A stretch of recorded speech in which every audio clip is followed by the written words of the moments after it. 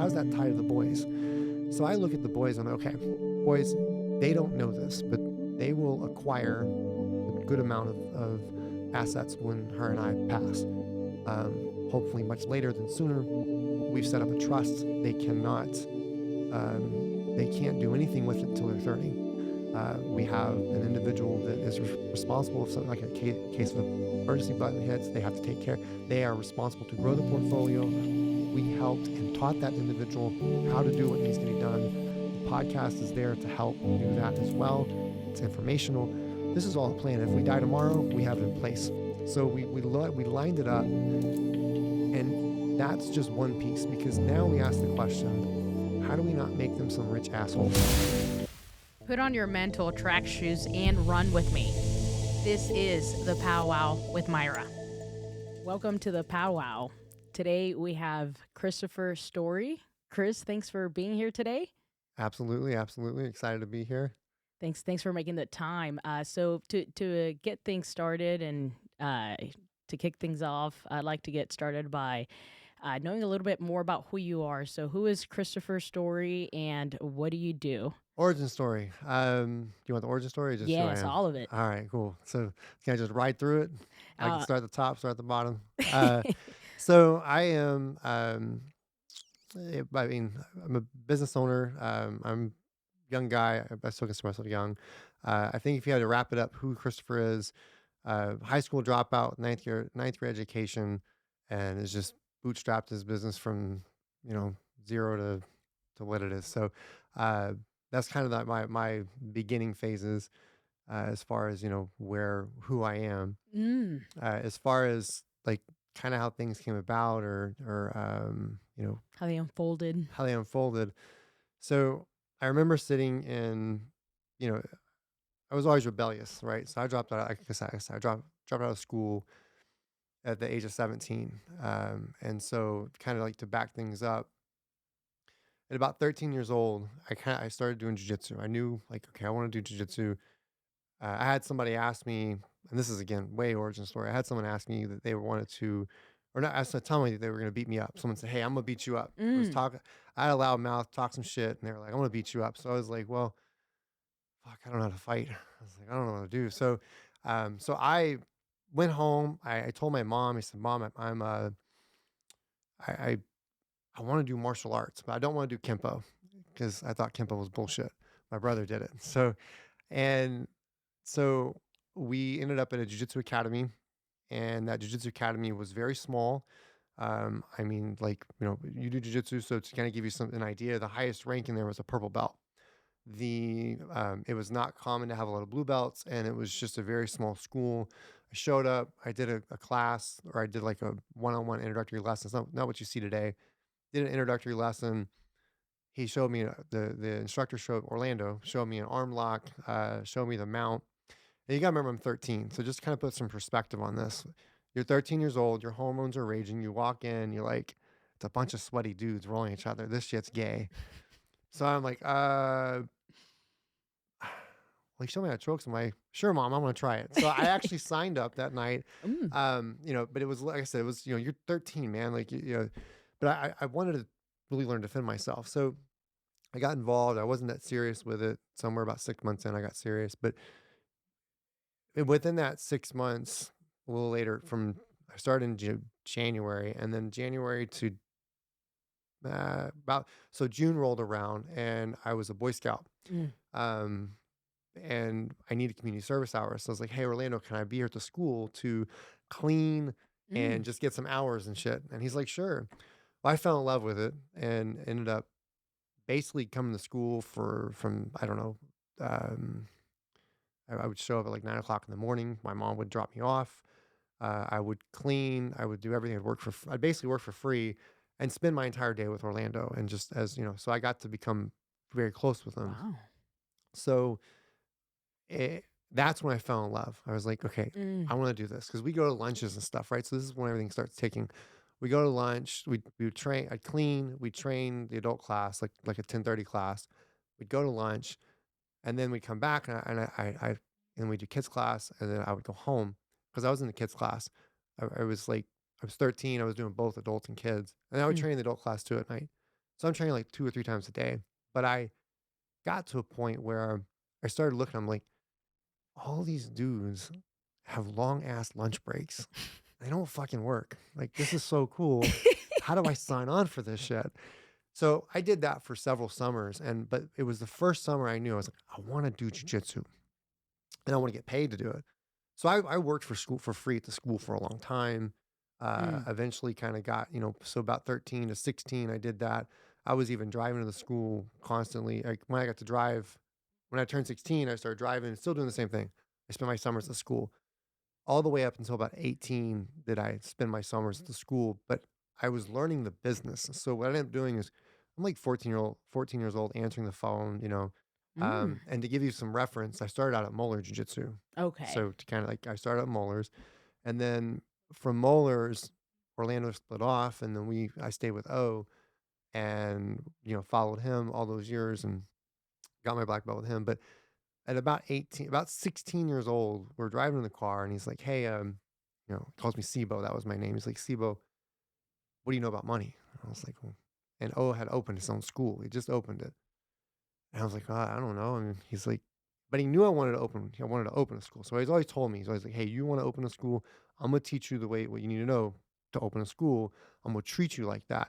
So he never paid me. This is around 14 years old? This is 16 16. Okay. And you already knew you wanted to kind of open a at school 13. at 13. 13, I wanted to Wow. open a school. So 13, I wanted to open a school and then so from 13 to 16, Okay. I always worked for free. I never actually got paid for jiu-jitsu until I opened an academy. And so once I end up, we're 16 years old, we're riding in the car, He's asking you if you knew about know. money. Yes. Yeah, you know about money. And I was like, well, I don't know. I mean, you get money. I mean, but you got to remember, like, I love jujitsu so much, and I wanted to open a school that, I mean, I was cleaning toilets for free. I was cleaning showers. Like, I never, little curlies, and I just remember seeing all that shit. Like and it never deterred me. Like, I've never really met Mm, someone like that. That's a teenager. That's like, cool, don't pay me. I'll just do this for free to learn. right. Especially nowadays. Oh But even fuck then, no. back then. Yeah, not now. Yeah, and all my friends thought I was nuts for that, right? They're like, I disappeared. It was like I went to the mountains and disappeared, and they came back, and they're like, "What have you done?" I'm like, "Nah, I've changed." So, um, so at 16, he says, "What do you know about money?" I said, "Well, I don't know much." So he plays Rich Dad Poor Dad in the car, and I was like, Mm, I'm listening to it. He's like, "What's an asset?" And I was like, "I don't know." So I'm listening to it, and he'd always play random shit in the car like that, whether it was like a Napoleon Hill or something but he was just introducing me to it. And so I was like, okay. mm. So I started to get to a point where I listened to it and then talks about, real estate. And I was like, fuck, that sounds really cool. Someone pays me. And I think what really clicked for me was one, I hated school. So because I hated school so much, when I heard on the audio, he talks about hire people smarter than you to do shit that, to do the things that you're not good at. I was like, well, that's easy. Okay. Sounds good to me. I'm fine with that. So that's where a lot of that started was that car ride. And I'm like, okay, so Ooh. I started thinking about, real estate. Um, I wasn't cut for school. I was, the principals knew who I was or they knew me. So 16 is when I start thinking about it. I was like, all right, well, I want to go into real estate. I don't know what that looks like because I don't have any money. I don't know any real estate investors because Orlando is not a real estate investor. But the idea of assets, liabilities, hiring people smarter than you, it all started to kind of click. Mm. And then that's when it once that clicked, the next thing was, we start talking about opening a business and what that would take. And he just kind of introduced me to it because he was still new. You remember, I'm 13. He was 26 when we met. So Mm. if you fast forward 3 years later, he's still not even 30 years old. He's Right. 29. He's just started school. And so, he's getting new into the business and he's kind of just sharing these things with me. So I would say, so from 16 to 17, I got to a point where I was like, fuck school. I remember sitting in my ninth grade class, and I wasn't 17 at the time, I was 15, but this is when things really started to click. Mm.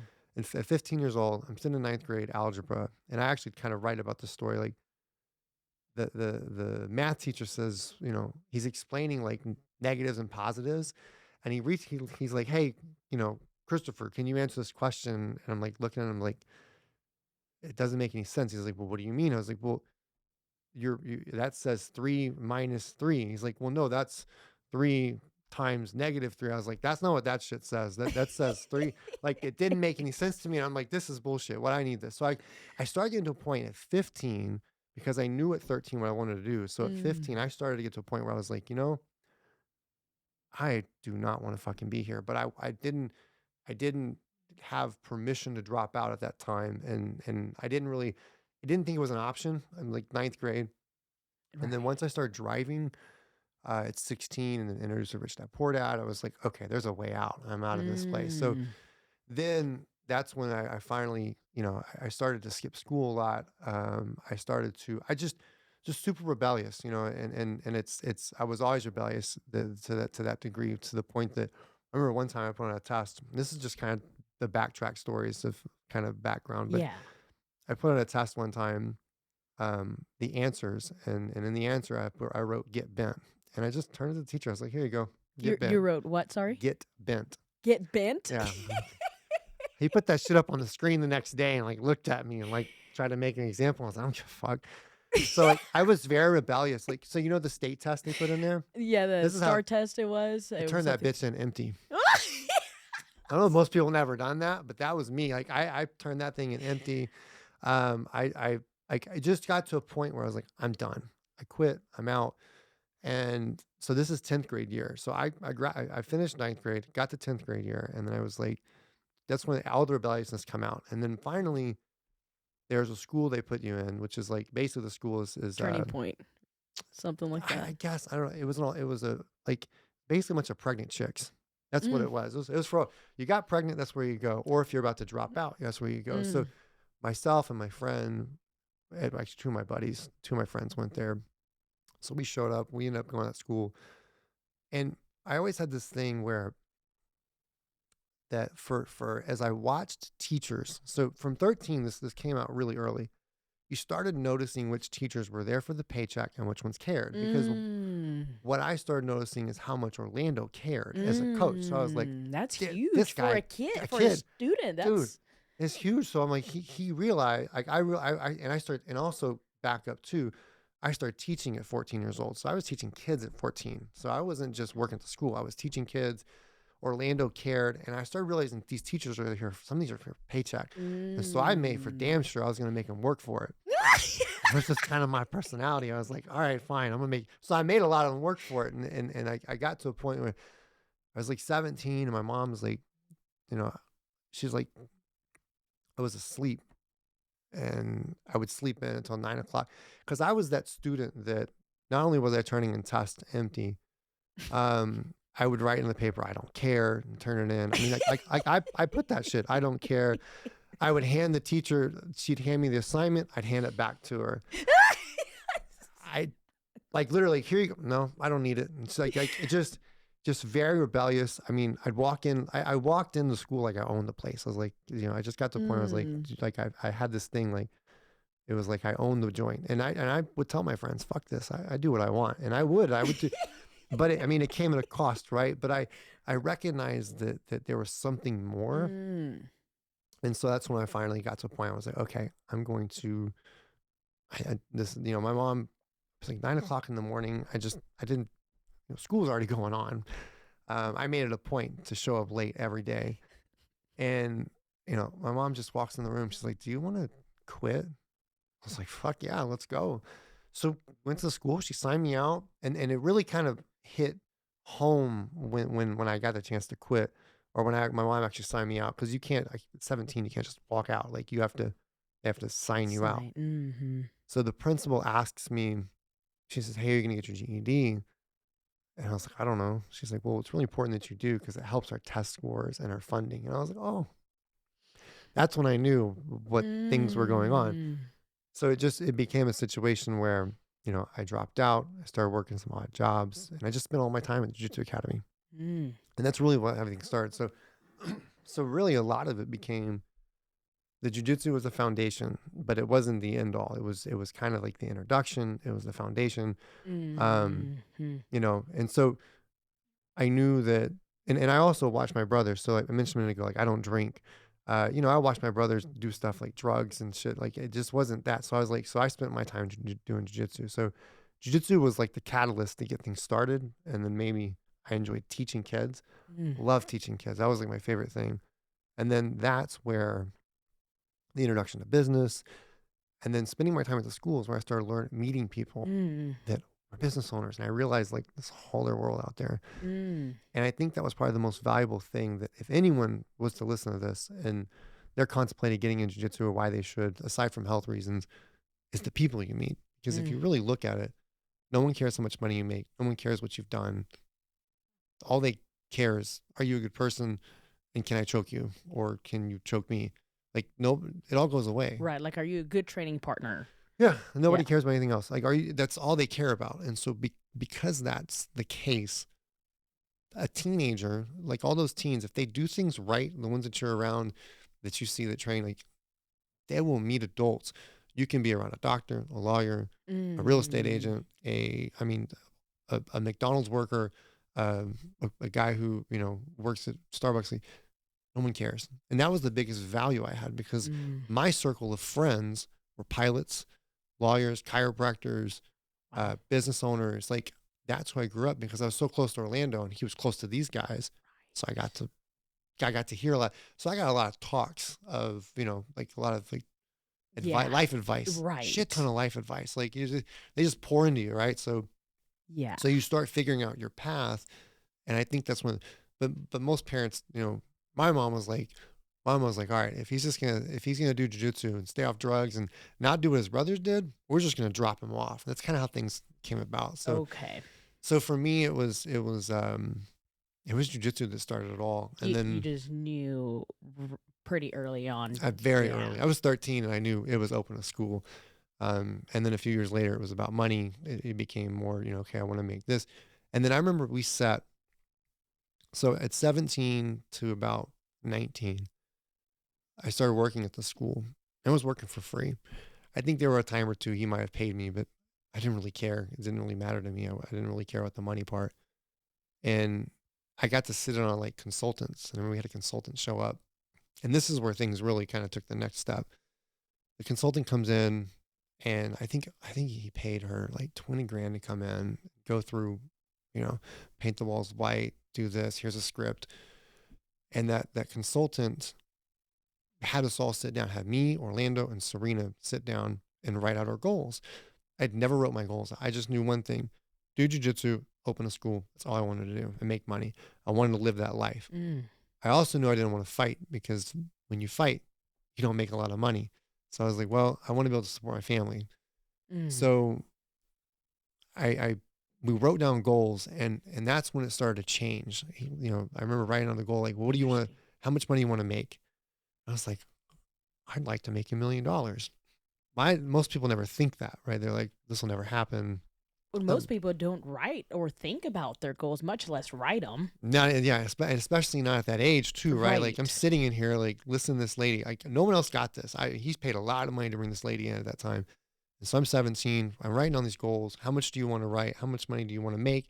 How much do you want to spend on personal development? Because this is a big deal. Personal development. How much do you want to spend on this, and that? Vacations.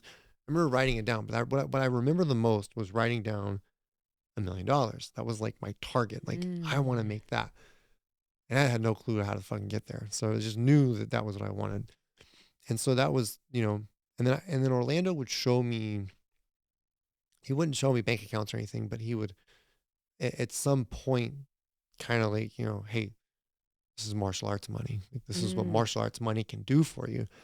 And, and, and so I kind of got introduced to that too, because you got to remember, like the circle was a bunch of people who've done a lot of stuff in their life, have been successful already. And then he's trying to introduce me to that. And so just seeing all that, I was like, I want to make $1 million. And that became this mark in my head Mm. for many, many years. I was like, I got to make that. And I want to do it young. And so I was like, let's go after that. And so between 17 and 19, working at the school, I ended up meeting somebody, and I'm learning how to sell, which, by the way, I hate to fucking sell. I don't now. I did at the time. I couldn't stand selling. And I can relate. yeah. Well, because I was taught to sell different. I was taught to sell like car Like salesman. yep. Yeah. So why don't you want to? What's stopping you today? That kind of shit. Right. So That pushy sells. yeah, Yeah, I yeah. hated that. I couldn't stand it. So I actually started to go at about 19. I was I'll just kind of give you timelines. I was blue belt at 15. I was purple belt at 18, brown belt at 20, black belt at 22. Those are my timelines. So somewhere about 17, it was about 18, 19.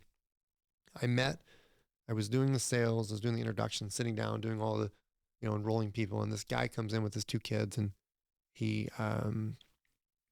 he sits down, he listens to my spiel, he signs up, and we start talking.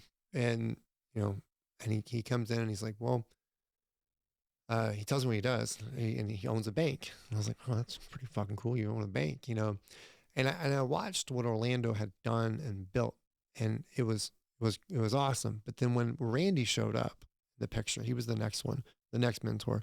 When Randy showed up, he introduced me to a different level, and he's like, hey, I own a bank. I just moved here from California. I'm from Guam, and I'm going to, we've got this company started. I listened to your pitch.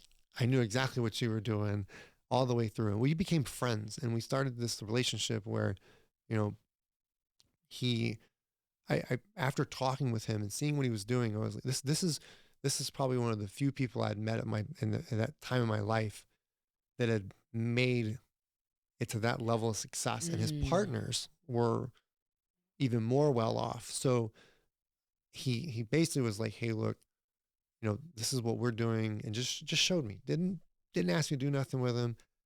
And I started rethinking the martial arts academy. I was like, fuck that. It's too small. So once I saw I'm like, this dude owns a bank. Like, he owns a fucking bank. Like, that's crazy to go have partners, buy a bank. His partners, multimillionaire. Two of his partners actually are multimillionaires. And I had never been around individuals like that.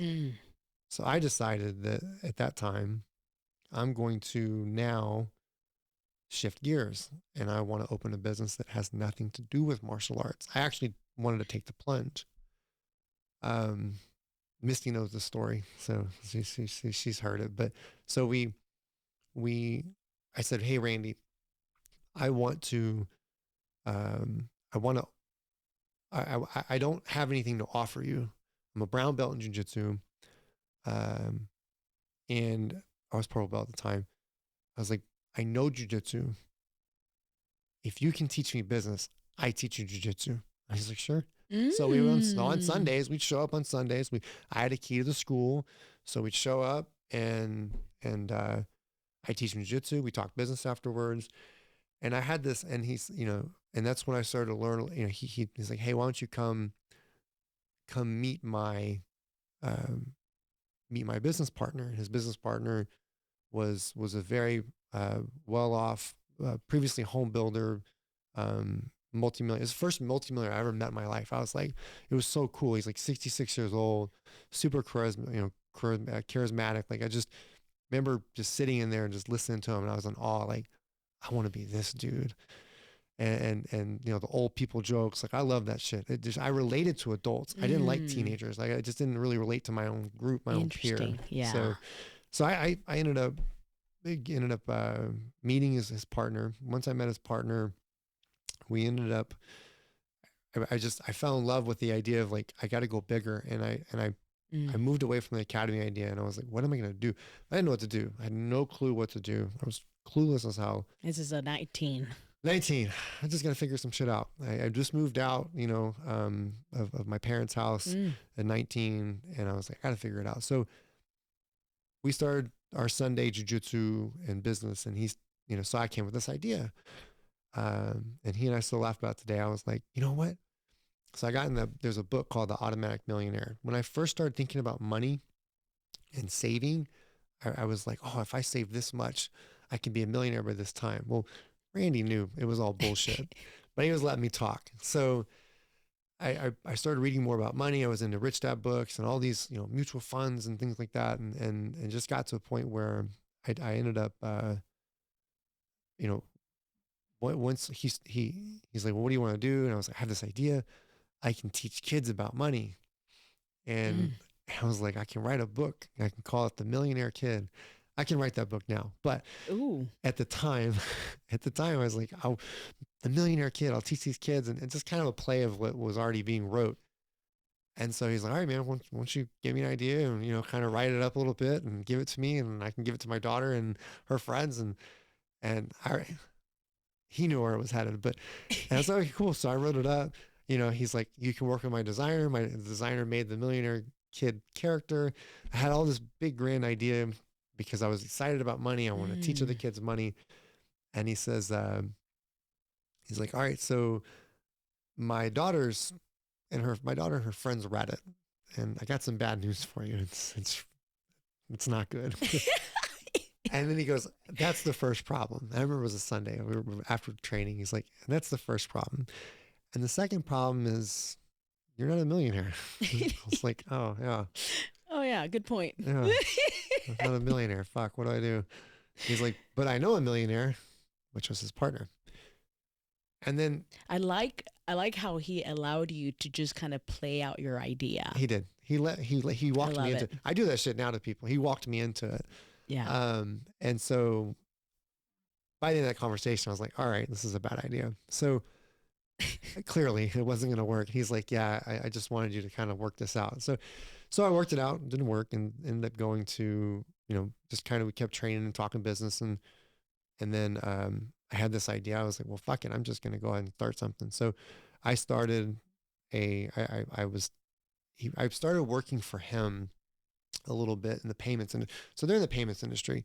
So to give you kind of an idea of like the level that they were at or where he's at now, they are like, they just took a company public, sold it, and then now they're going back again. So but in the early days though, they took a company from when I met him, they had a company that was 14 million in the red and they took it to 40 million in the black. And that was kind of like, that's who we were hanging with. So the ideas were all bigger than martial arts. So it was kind of like, oh, I got to watch that grow.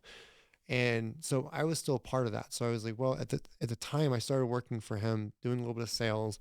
I was fucking horrible at it. I sucked. And it was phone sales. I was never good at phone sales. I relate to sales as I relate to dating. I was good at in person. I just wasn't going to be good at the phone. Like, you know what I mean? That's just what it was. So, and so I wasn't good at it. And I don't think I sold shit, but he knew You had drive. I drive. And the reason he knew I had drive is because when he met me, we did this thing called VIP in the Martial Arts Academy. So what VIP is it's a thing where I walk up to you and no shit. I walk up to you in the middle of Walmart. I'm dressed in a tie, some slacks, and a dress shirt. I walk up and I'm like, hi, my name's Christopher. I'm with Texas Self-Defense Academy down the road. We are offering a free 30-day VIP program for you or your family. Come in, try martial arts.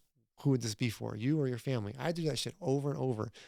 Like literally like cold calling fucking person. Yes. And I got kicked out of Walmart. I mean, all that shit. And Orlando was like, you don't go, I'm going to fire you. So I kept doing that. So I was like 17, 18, 19. So when I met Randy, he met me doing that. I fucking hated that shit. But O did that to me because he knew I wanted to open a business. So he's like, I'm going to make this shit hard. But I kept going. So Randy's like, if he'll do that, he'll make it happen. So I worked for Randy and he always told me like, no, dude, you VIP, that's like really fucking hard. So that's why I think one of the main reasons he welcomed me in and said, this kid's got drive. He's going to make some shit happen. So we ended up, which by the way, I never VIP'd for the Martial Arts Academy when I opened. I was like, I'll never do that shit again. And I never made my staff do that either because that shit sucked. But so I started working for Randy. I was doing phone sales and I went and not incorporated, but I went and and got a business name, and sole proprietor, and it was CWS Enterprises. And I just started trying to sell shit online. All right. This is my throw to Amazon. Misty and I joke about this shit because I had this idea. I'm just going to sell shit online on a website. Well, Amazon is just came out. They're just books. And I had this idea that it was kind of like an Amazon, like I'll just sell random shit. So I started selling off like stuff I had, just hustling and nothing really came of it. But my vision was that whole like let's build something what would otherwise be today Amazon. I was never going to be able to build Amazon. So that was not it, but just the idea, the concept behind it. So that was my first taste of going in, becoming a sole proprietor, opening a business account, seeing what that was like. And I had lived with, and at that time I had a girlfriend, a long time high school girlfriend that we had lived with, moved out together, and at 19, and she worked for this company, and the company was a medical record company. So when I'm trying to figure out what I'm going to do, I kind of watched what she was doing, and I was like, hey, because I remember being told this. This is how my mind thinks, and today I don't think about it now. It's just what it is. But so we're sitting here at the podcast room, right? Well, everybody has, like right now, someone makes the metal for the arm. Someone makes the, the foam for the mic. Someone makes this, someone makes that. This has to have an exchange of money 3, 4, 5, 6 times, somewhere between things. So somewhere in there's a company that's making a lot of money. So it could be it could be the brand, could be the one they're selling the metal to the company that's making these, and they're selling. So right. So many layers. So I was introduced to that. Like, okay, well, there's layers to this. All right. So what do I do? So I watched the medical record company, and the girlfriend had worked there for years, and we started talking about, I remember just one day I asked her, I was like, how does that business work? So she explained it to me, and I was like, well, shit, that sounds pretty simple. I go and I copy medical records. I give it to a doctor and I give it, charge a lawyer and charge what were we charging? Doctors, lawyers. We weren't charging doctors, but charging lawyers and insurance. And so I ended up, I was working at a doctor's office. Randy had got me this little job that tied me over. It was like my first consulting gig, and they were paying me $1,000 a month. It was so cool. My first 1,000 a month, I went and bought like one of those fucking Palm Pilots. I don't know if you ever yeah, it was a horrible fucking idea, but my buddy Jose likes to keep up with the Joneses, so I wanted to be cool too. So it was my first. I'd never seen $1,000. He paid me $1,000, right? So they were paying me this money to kind of keep me afloat. All Randy was doing was like keeping me afloat a little bit, just enough to where I had to struggle. So I got this idea. I'm like, well, medical records. Let's, okay, so I can do that, and I know nothing about it. So the way it operated for me was I was like, well, I'll sell the clinic on the idea of what I'm doing. And I did. They let me go in, do the sales pitch, and of course, but got the contract or whatnot. But kind of backing up a little, or got the contract, or got got the contract. But Randy and his partner Raul gave me the impression that they were going to fund me. I was like, fuck yeah, I'm going to get funded. I'm 19. They're going to fund me. I'm going to make all sorts of money. And I was like, this is so cool. But the best thing they ever did was they never funded me. They made me think it. So I'm thinking to myself, I'm like, okay, I'm going to build this medical record company that's going to scan medical records and send them and store them. And, I'm like looking for like equipment. And I'm like, all right, Randy, I found all of it. And he's like, all right, man, we'll get it. Okay. I waited a little bit longer. Okay, Randy, I got everything ready. All right, man, I'll let Raul know. We'll get it. They never got it. And I was But he'd say that he would get it. He'd say he'd get it. And which I understand why.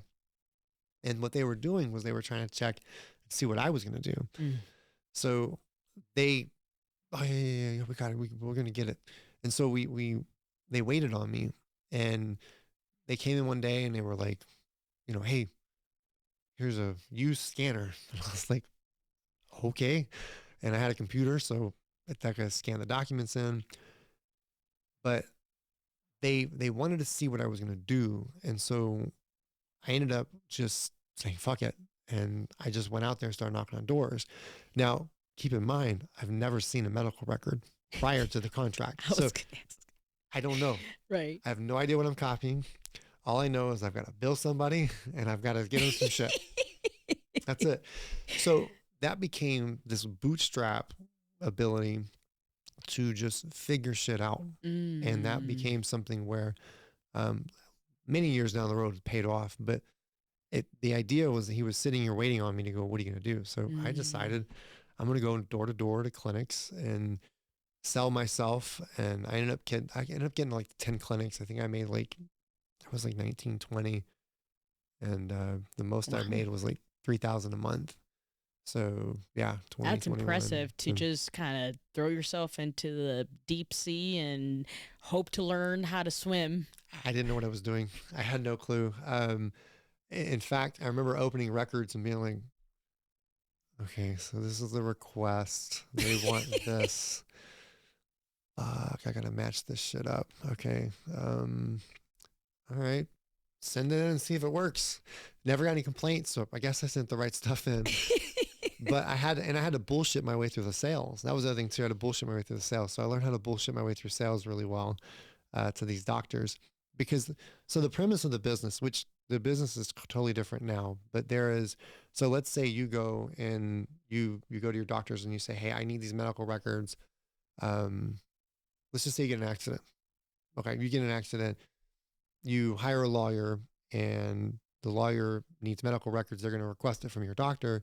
Well, they get charged for that. So we are the people Mm. that come in for the doctor. We do it as a free service. We pay the records to, or we invoice the lawyer. Lawyer pays us. We send them the records. So doctor was out of it.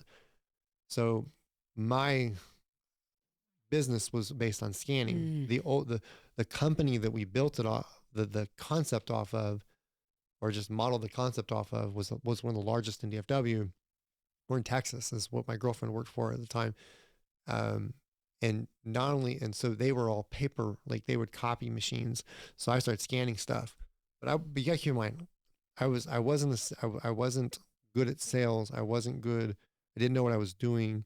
I was not a good leader. There was no, like, scaling was never going to happen. I just was not that. It didn't compute. I knew I wanted to scale at some point, but it wasn't going to happen. So I ended up, um, was it? No, lost train of thought. So so that's kind of the way that the business works. So Mm-hmm. I pick up And about 10. what age was this This about? is 19. 19 still. This is Okay. 19, Wow. 20, 21. So I had to learn a little bit of the business, but I was scanning medical records, driving around, trying to pick up clients. And I got to a point where, it hit a wall, um, as far as like growth. Like it wasn't as fun anymore. Mm. But prior to that, it was a good learning experience and how to build a business from scratch, not know anything about the business, and be able to jump in and build it. And that was Mm. kind of what that was. So Randy, Raul, they watched it. They always helped.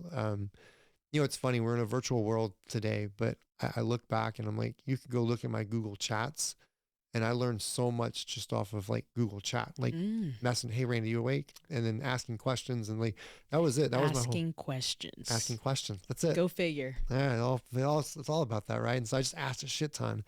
I mean, whether it was, personal questions to, life questions to business questions, and that's just what it came down to, but they were willing to help. And so, you know, at that time, it just got to a point where, like I said, I just kind of was like, man, I wanted to do something else. And that was my first lesson in quitting. This is Mm. going to sound weird, but when something isn't fun anymore, Mm. you stop. And at Mm-hmm. least as a business sense. And so, we got to a point where I'd been spending a lot of time with Randy and learning the payments industry, learning about business, learning about, I mean, it's just very, my goal was I guess you can say I had a chip on my shoulder, like, and I still carry that today.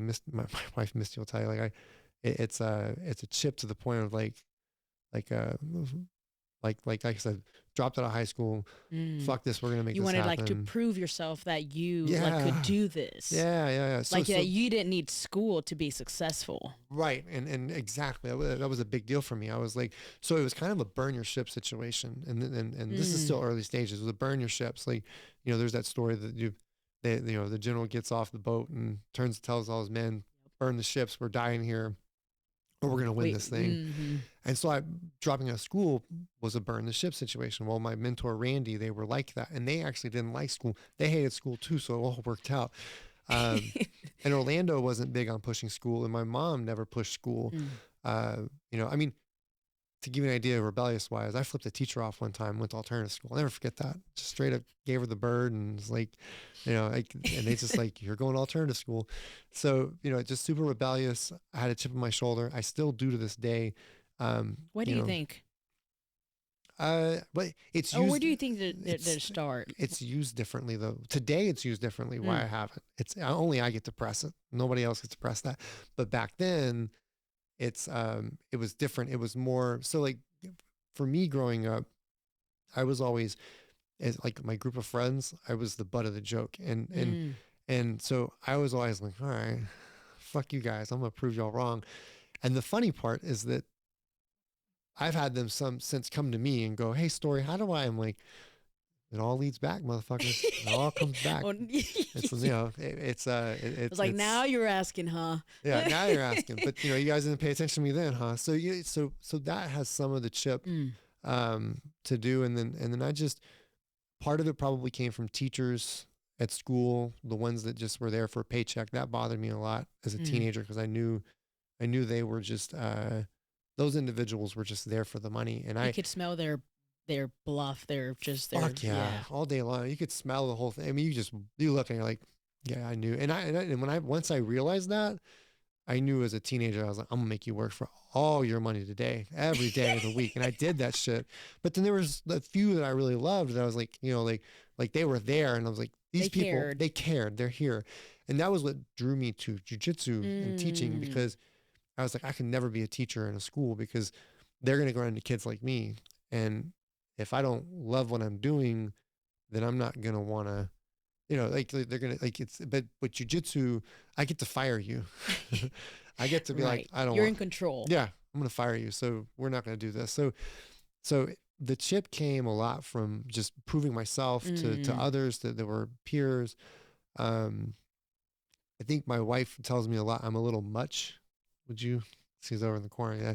Shout out to Misty here. Yeah, she's in the corner here. But yeah, you says I'm a little much, and so just she probably explained it better, just the way she has her way of explaining it. But like, it's just that chip came from self proof. Just wanted to prove to other people, and just be like. But then eventually, just once, the funny part though is once you get there, it's lonely. You're like, well, fuck. Now what do I do? So I already proved my point. I was actually told that one day. You proved your point, so now what do you want to do?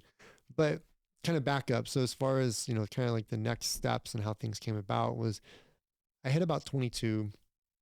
That's when I met Misty.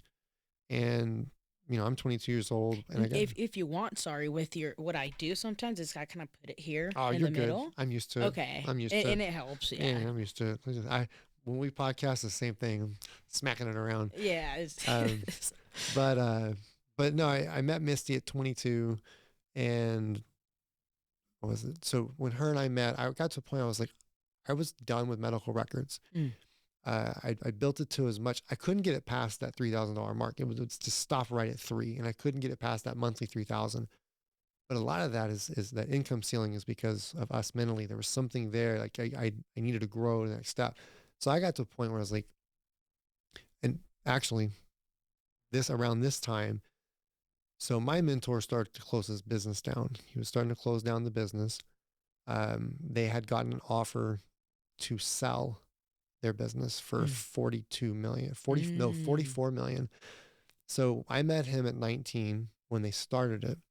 I was 22. They got an offer to sell it for 44 million. They didn't fucking take it. He said no. He said, no, I want more. He's an elephant. I call him elephant hunters. Not everybody's like that, but he's the guy that he takes down the big deals. He's like, no, I want more fucking money. I'm not doing it. I'm keeping it. Then him, and I worked at the office, and I remember I walked in one day and my door was fucking locked. And I'm like, shit, my door's locked. I called him. I was like, Randy, what happened? He goes, it all fell apart. So him, and there was like 3 partners. One of the partners signed a deal with the bank that basically just eradicated just shut the business down. And so they lost everything. He lost everything. He ended up getting divorced. We became roommates, he and I. And he rebuilt that. I mean, he walked away with, don't get it wrong. He walked away with a good amount of money just from over the years of stockpiling, because he had built built this company. And so he ended up getting divorced. We became roommates for about 6 months. And that was awesome because now this mystical person who I'm like super in awe of, like, because I was like that with Orlando. I'm like, like you have this mentor, you're like, I didn't look up to my dad. I did not look up to my mom. I looked up to Orlando and Randy. And I was like, so once, Randy got, we moved in as roommates. It's like I get to see his day to day. I'll never forget, like, and so to give some context to that, he is, let's see, I'm 38. Fuck, I think he's probably later 40s, 15 I years. believe. Yeah, somewhere, yeah, 15 years, somewhere in there. So, and so, he ended up roommates. I got to just see the day to day of how someone like that worked. And I realized there was no magic to him. He was a normal dude. You saw he was a human, He not a was, superhuman. yes, he was superhuman. He wasn't superhuman.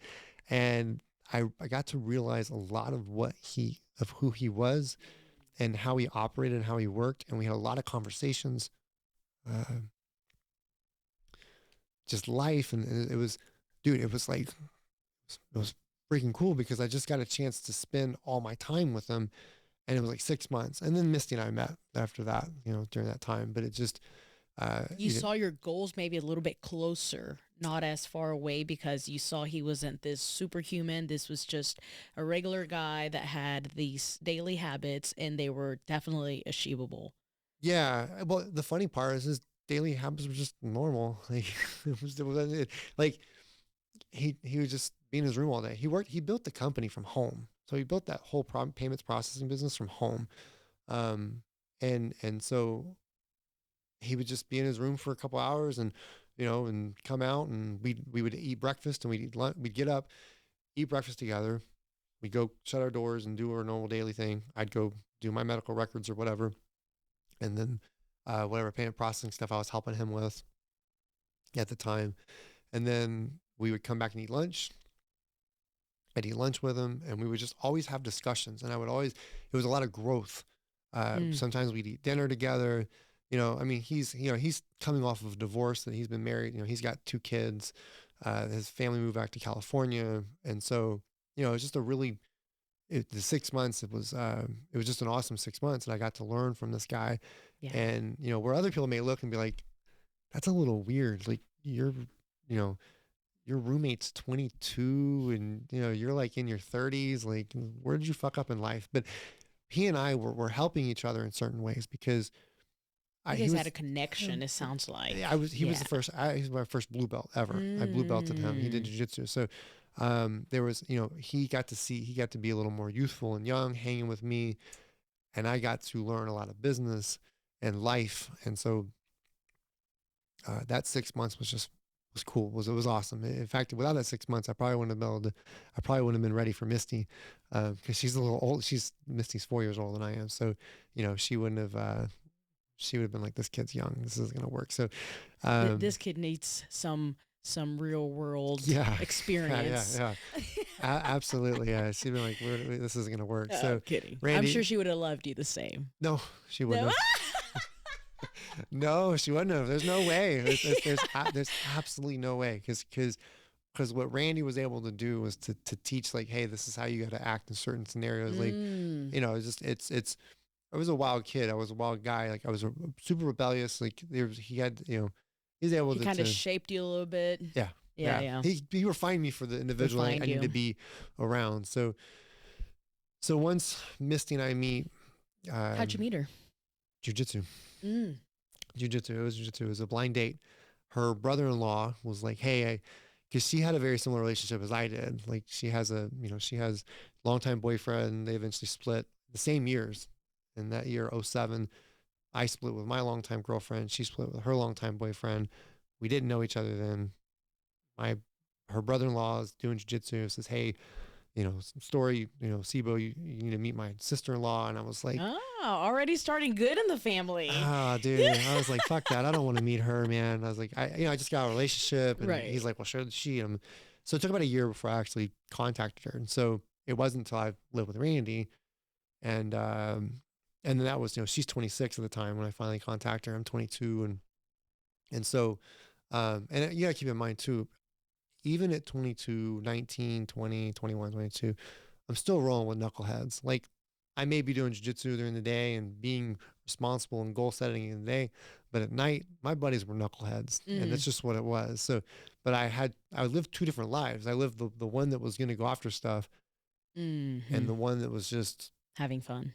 yeah, just a knucklehead, just a complete knucklehead. So, and so, I almost had two separate lives to a degree. So I met her, and then, that's when I was, we actually got married pretty quick. We met, I think in 8 months we were, um, engaged and then married really fast. But as soon as her and I met, I was ready to close down the business Mm.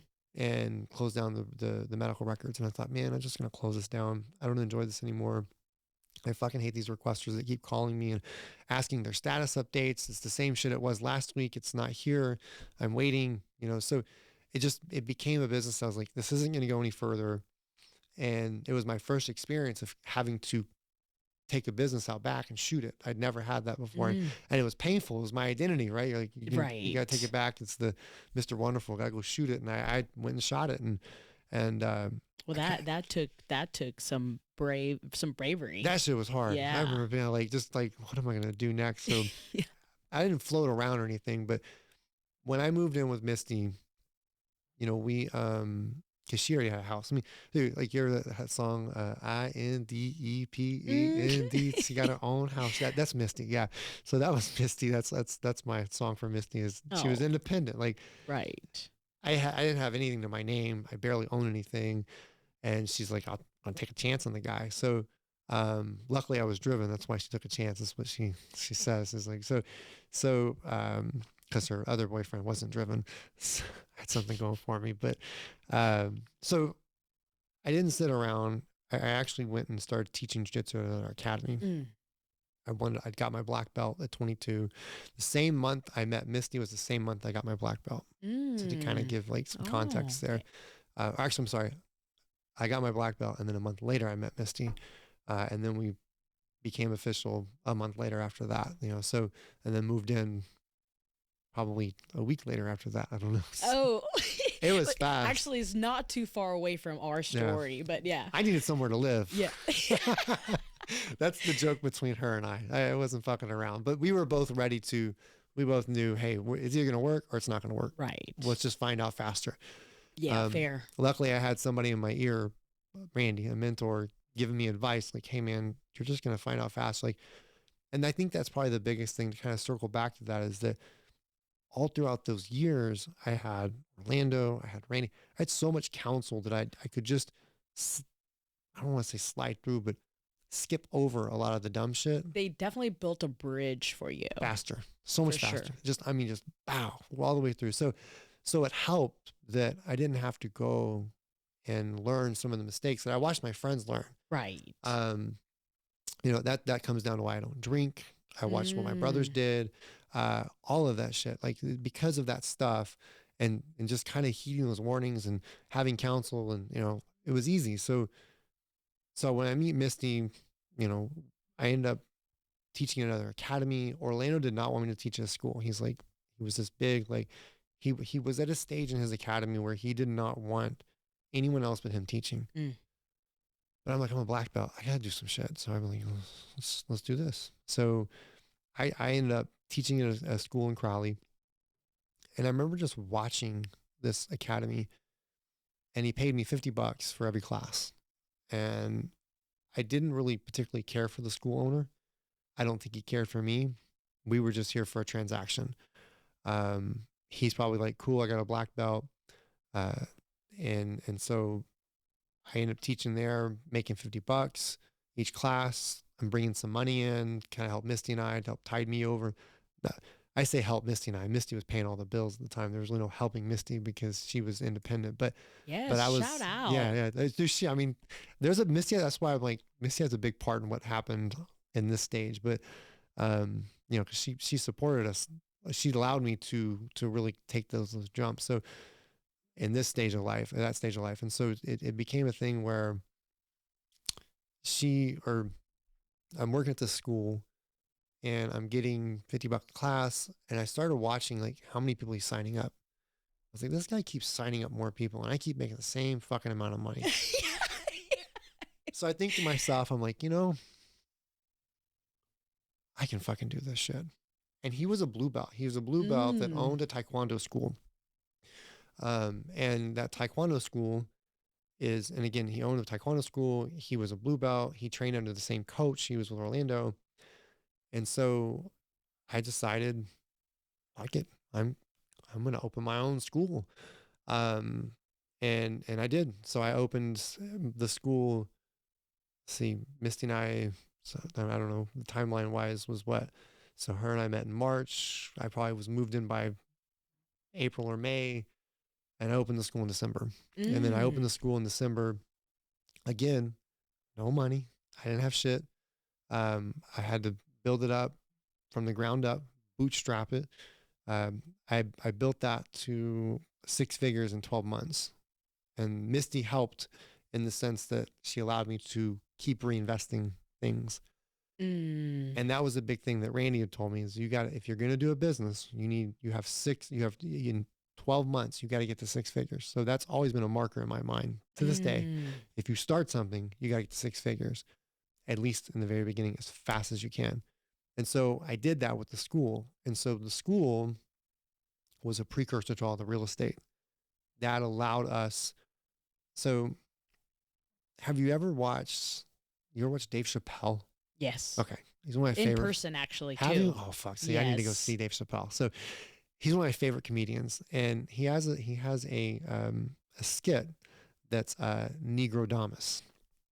And Negrodamus predicts all of the, why does, like, one of the jokes was how do we know that we have weapons of mass destruction? They stand up, they're like, Negrodamus, how do we know that there's weapons of mass destruction? It's Paul Mooney. And Paul Mooney is the writer for Richard Pryor. So Paul Mooney's, he's in his Nostradamus hat, his Negrodamus, and he's sitting there going, he's thinking about it, and he's like, because George Bush has the receipt to all the weapons of mass destruction. So I say that because this is about the time when things started to turn over. So Randy and Orlando spent a lot of time. I got to kind of watch, and if you in Jiu-Jitsu, this is where things kind of come about more. You almost have to kind of have a lot of foresight. If in Jiu-Jitsu, if you don't have the foresight, you're going to end up getting tapped out. You're going to end up getting smashed past or whatever. Like, you're not using that foresight. Well, this is where the business foresight started to come in. So we're building the school, got to 6 figures in a year. And I'd always had this mark of, I want $1 million business. That's what I wanted, $1 million business. 2008, 2009, I got this $1 million business. And the school kind of hit some caps. Like, it just wasn't growing to a certain degree. It was difficult. But I loved teaching the kids. I enjoyed what I was doing. I eventually brought Misty in, but somewhere in there, about 2010, her and so Misty grew up in Everman, and I'm not afraid to say it. It's the hood. Everman's the hood. It's just what it is. Anyone listens to this, it's the hood. I mean, it's like, what is it? The people trying to get out the hood and you're going to go live there. Yeah. So that's what it was, the hood, right? So she had this house that she bought for 47,000. Am I right, Misty? 47,000? 47.5. Always gotta have that 5 on there. So 47.5 is what she bought it for. So she bought that for 47.5. It's in the hood. It's where she, and we needed to move out of the hood to go and start a family. So it's funny because the area in which you guys live in, that's our house. Well, it's a rental now, but that house we moved to, and we bought it for 100,000 at that time. And so we moved, and I kind of had this idea somewhere in there. I was like, hey, Misty, this is when I knew. I was like, this is my opportunity right here. We can get real estate. I was like, Misty, what were your thoughts if we rent your house out? She's kind of like, it's that getting ready for bed thing, right? She's laying in bed, I'm brushing my teeth, and then, like, the light bulb just. For me, I was like, and she's like, no, I don't want to do that. It's my house. I was like, all right, fine. So she didn't. So when we moved, she actually tried to sell it. And she couldn't sell it. What were you trying to sell it for? for 56,000. I couldn't sell the damn thing, right? This is 2010. Couldn't sell it. Luckily, she did not sell it. So she said, well, I guess I'll lease it to a friend. So she leased it to a Mm. friend, and we got a chance to see what it was like to be landlords. So Mm. we're like, cool. And in my mind, I'm like, fuck yeah, man, we're gonna make some big moves. Cause at this time, what I had done was I had officially, again, chip on the shoulder, because I didn't get along with my dad when I was a kid. I do now. He and I have a great relationship, but I I started making more money than my dad, my brothers, my dad. Like I had shit to prove, and I was like, all right, I'm gonna make the next move, So which was into real estate. So she decided she rented out the house. They were great renters. We said, let's everything worked out. And then she said, they ended up taking care of the house. Everything was good. And then the real learning started when we actually had we had actually leased to someone we never met. But what I think sold her on the idea was that it was going to be retirement. Mm. That's what it was. It was retirement. I can tell you, and she'll tell you, that she never had any thought of making a lot of money or even any of that. I think Misty would have been happy marrying someone for $50,000 a year, as I remember right, and just being a housewife. There, she's like, be a housewife. Yeah, $50,000 a year, be a housewife. She'd been straight. That was it. That's what she grew up in. Was, you know, what I grew up in. My dad made good money. My mom was a housewife. Still is a housewife with no kids. Um, and so, you know, but what I was exposed to was different. And Mm. so, you know, had she only the main thing that got her to say okay was that experience with that one friend, and then of course the retirement. I recognized early on that I didn't want to do jiu-jitsu. I wanted to do jiu-jitsu forever. I did not want to teach forever. I Mm. knew that was going to happen. I didn't know how long. I didn't know how quick that was Mm. going to happen. I figured out real fast how quick that happened. But I didn't know how fast it was going to happen. So we just slowly accumulated cash. The school. Misty worked. Um, would you quit your job in 2012, right? No, 2013. So 2013. So our first son was born in 2012. So she quit her job in 2013 to work at the school full time. So it allowed me to build up a substantial amount of cash to be able to buy a home cash, a rental Mm. home cash. So we had one home, and then I just stockpiled money, and then enough that we turned around, we did that, cashed out a little bit for 401k, took my cash, and then went and bought a rental home. Mm. And that's when we knew we were like, okay, we're going this direction. This is going to happen. And so it was already in that mindset of like, we've got to pad ourselves. And I've always said that I preach that all the time. I preach it to agents. I preach it to anyone that I've ever talked to, whether it's real estate or business. Like, if you're doing something that is just this one thing, you've got to pad yourself with something else, because a lot of people got fucked in 2020. Mm. So that was the mindset. So I knew early on, like, hey, I need these. And what really clicked was driving to the school one day. And I remember in my head, I was like, okay, so Misty has this rental home. Every student is $100 a month. No, that's not what it is nowadays. But at the time, every student was $100 a month. How many houses do I have to buy to replace students? Mm. That was the trick. Mm. So, well, if I'm making $100,000 a year, that's $8,333. So, okay, cool. So I need how many rental homes for that, right? So, I started running the math in my head, and I was like, well, there it is. I just replace all of this, and then we're good. So then we became on this mission of trying to replace that. Mm. And that was the way things kind of kicked off. We started to we replaced students with houses. That's the way we did it. It's funny because like me and, if me and Alvarez were on two different paths. Um, you know, we've met, you've met me, and you're meeting me in a stage where I'm where he was years ago. Mm. And we kind of switched paths a little bit because, in the early years, I wasn't competing or doing those things that I wish I would. I look back, I'm like, it'd been a really good time. I had done that with him. Instead, I was trying to pad myself on the real estate side. So I was working my ass off at the school, trying to grow it, trying to make money, trying to everything we could make at the school and just go build it up, go buy a house, build it up, go buy a Yeah, property. you just had different goals, different targets. Just different targets. And it's funny because now we've actually helped him do that. So, that's a whole other story in itself, kind of how that came about. But we started to build up, and so it took me, I think we hit our, because when you hear most people say, oh, millionaire, this and that, they think like money in the bank shit, right? The reality is equity. It's really what's your assets. And so we finally hit that mark. So I was 19 when I started all this, 22 when I met Misty. So it was right at 30. I was 30 years old when I finally hit the mark, and then 35 when we passed to the multi. But it was all martial arts related, and like piling money and like just as much as we could. That's really the way things started. And then after that, 2020 hit, the zombies hit. We were prepared, and I watched a lot of friends just kind of go and tank. You know, like they or struggled or whatnot. Right. And that's when I realized, 2020 is when I really realized like that was like okay. It was kind of took a step back and like, okay, wow, yeah, I have been putting in the work. Yeah. And it shows.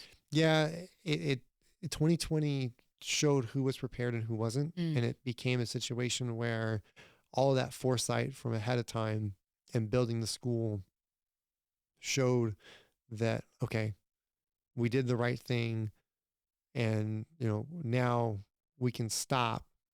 We almost took a year off in 2020, I think. Pretty much it was like a vacation, and got to experience more of what we were doing because we were hustling in the school. We built the school, the biggest it was. It got cut by like 60%, the student base. And I looked back and I was like, man, this isn't it. I can't do this. This needs to be, I remember telling Alvarez, I'm out, I'm done. I'm never going back to what it was. I've changed directions, and I don't talk about it much. I do, but I mean, I do, but I don't. But it just depends on the circles. But it is something that, it's why I'm so big on when I do talk about this kind of stuff. That my big preach is to pad yourself, because this election year is coming, and I don't know what's going to happen. But last year this shit happened was election year, and who knows? Right. I mean, especially with China and the war, everything that's going dude, on. Texas realtors just got hit. All the Metro tax got named in a lawsuit. All this NAR lawsuit that just came about. This could cause some huge things. So it's not Negrodamus. I call it Honky-Damus. You got to put your Honky-Damus hat on because I'm white, so I can't be Negrodamus. But no, man, you have to like, that's because that foresight that's there. And that's just part of running the business is to look ahead and say, there's something else going to go on. So a lot of it for me was, I knew where I wanted to go when I was 13. And to kind of sum that up, it's like I knew where I wanted to be at 13. At 19, I knew I needed to switch directions. It wasn't big enough, because you weren't enjoying it, and you were kind of plateaued. Yeah, and I think I saw that there was a bigger business, because I was told at 19 with Randy. Yes, I was told at 19 that a business is a vehicle. Some people drive Pintos and some people drive Lamborghinis, and they all get you there at different times. And I looked at the martial arts school, and I'll never forget thinking, and he and I had this discussion, it's capped. You can only fill so many people inside a martial arts academy. I think that the martial arts academy on the backside of that was huge to do, because it built for things like I'm comfortable doing a podcast. I'm comfortable talking to people. I don't get like, public speaking doesn't bug me. Doing shit on the fly doesn't bug me. I can walk in with no like complete plan and go, fuck it, let's get it done. And it didn't look like it did. Those skills were developed from teaching for years and years and having to, and then it helped make me a better leader. So like all those things that martial arts does for you, it was a better leader. It was a better, it just communicator, because you a teacher, coaching something, you have to communicate at a certain level to be able to make that enter the other person's ears and make them comprehend what it is that you're telling them. Absolutely. It teaches you what you're good at and what you're not good at, and what other people should do. There's so much. So martial arts really built that for me and put that on the map. all of those years, so that when it was time to make changes, that's when, and of course, and then we started building the brokerage, and that's when things changed to really shift into property management and to go another to actually build the property management business and go into a different realm. Um, One of the things I look back is the confidence. Like, it sounds weird, but you could probably put me in front of any kind of business and I wouldn't be scared to tackle it. Like, it doesn't like Makes I sense. don't have to know what I'm doing, but I'm gonna fucking figure it out. And that was just the theme of it, was figure it out. Yes. Like, Because you've been there, done that. yeah, You've had to figure out things that were a lot harder. Now you have lots of tools in your arsenal that you can pick and choose, and you have yeah, experiences. And so now, like you're mentioning, you can walk in anywhere. Like, okay, I kind of have a system of how I can figure this out. yep, yeah. You just you start learning, and so that's what Mm. jiu-jitsu teaches that. Teaching jiu-jitsu teaches that. Building the business from scratch teaches that. I've done numerous situations where, give you an example, and this is just some like just if someone said, hey, what would you do? I'm a big believer in bootstrapping a business. It was how I was taught. It was how I learned it. I have done the other way, where I've thrown money at a business, and um, you lean on it. I'll give you an example. I mentioned dating earlier. So I remember one time I had this friend, and he had this car. It was just the biggest red piece of shit Ford I'd ever seen in my life. And he could just, I mean, girls just loved him, loved him. And I'm like, I remember I got this nice truck, and I was like, and then you had like your friends that had the nice cars, and they had a harder time getting girls than my buddy with the high knee socks and some other crazy shit, because he had to work harder. He had to learn. These guys are relying on this nice Mm. car. So what happens is the same thing with money. They oh, I've got money, so I'm going to rely on the money. We'll throw money at the problem, and that works to a Mm. degree. But when you To a bootstrap, degree. you don't have those options. You're driving the shitty red Ford, and you're taping your shit up and figuring it out, and then the next thing you know, you get good at it. So I think that's kind of one of the skills that I had to learn early on, Mm. that was a value why they didn't fund me, and they didn't fund me at all, because that if had they funded me, it would have been lazy, and I never would have got that down. So Right. changing directions, making this and that, like, that never would have happened, because I would have been looking for money. Yeah. I think money has its place by all means. I think if you're doing certain things, I can name several projects I've thrown money at and it didn't work, but everything I've ever bootstrapped has turned to something. Mm. That's the difference. So Mm. because of that skill that I had to learn early on, and bootstrap up. And so I try to teach that too. I mean, anybody that ever, how do I build a business? It's like, that's something I try to teach, is how to bootstrap and how to think. Because I remember hearing this one as well. And I tell this shit all the time too, is it's, you know, it's not about having enough money. It's not having enough ideas. If you have enough ideas, you can make the money happen. Money is just the byproduct of it. Mhm. So if you're resourceful enough, all that shit will happen. And when people throw money at the problem, they don't get resourceful. They get lazy. Right. So that's the difference. So I think that And was, and people can smell it. Like yeah. you were saying, like with the teachers, the ones that care and the ones that Oh didn't. yeah. Yep. Like you can smell it. You Yeah, you you can can smell tell. if you care about what you're doing, if you're passionate about what you're selling, Hmm. or if you're just there because you just have you're even lazy just to think about what it is that drives you Yeah. or what it is that you want to do. I got to a point where I could recognize real estate investors Mm. or someone with money. Because of all that time of being around certain individuals, I was like, Mm. this guy's got money. So that's kind of where real estate really kicked off. Was a student came in and he bought multifamily, Mm. and he took me around. He's like, hey, this is what it is. I had stacked up. It was 2013. I had like $80,000 in cash. Again, homes were going for 100,000 at the time. $80,000 in cash. And I was like, I don't know what to do with it. I told him, I was like, Brian, what do I do? Brian was my next step.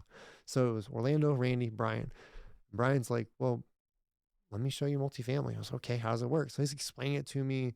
We're about to have, this is 2012 actually, because we're about to have Jake. And I was like, I got to do something. I was like, I got to Mm. figure out what to do. And so 2012, Brian's showing me real estate. He's showing me multifamily. There's a multifamily property that I still kick myself in the ass for. Um, we went to this property. I think it's like 16 units. It's in Burleson. It was for sale for 350. I'll never forget the number, 350. I'm like, oh fuck yeah, 350. In my mind, that's a lot of money. I have 80,000. Now Talk about perception, huh? I got to pull up my fucking calculator because on that property, right? I know I can do this by head, but let's just go ahead and make it fun. So on that property, I would have needed to put 20,000 down. I had 80. That's only $70,000. But I didn't know how to get a loan. So here's where I struggled. Mm. I didn't know how to get a loan. I'd never gotten a loan. Here's the fun part. Wow, that's impressive. I had shitty credit. Okay. Now, I know you hear Alvarez talk about that. Good credit, good credit. I was the opposite. So when I was 19, there was a point where I remember I had really good credit as a teenager. My mom set us up.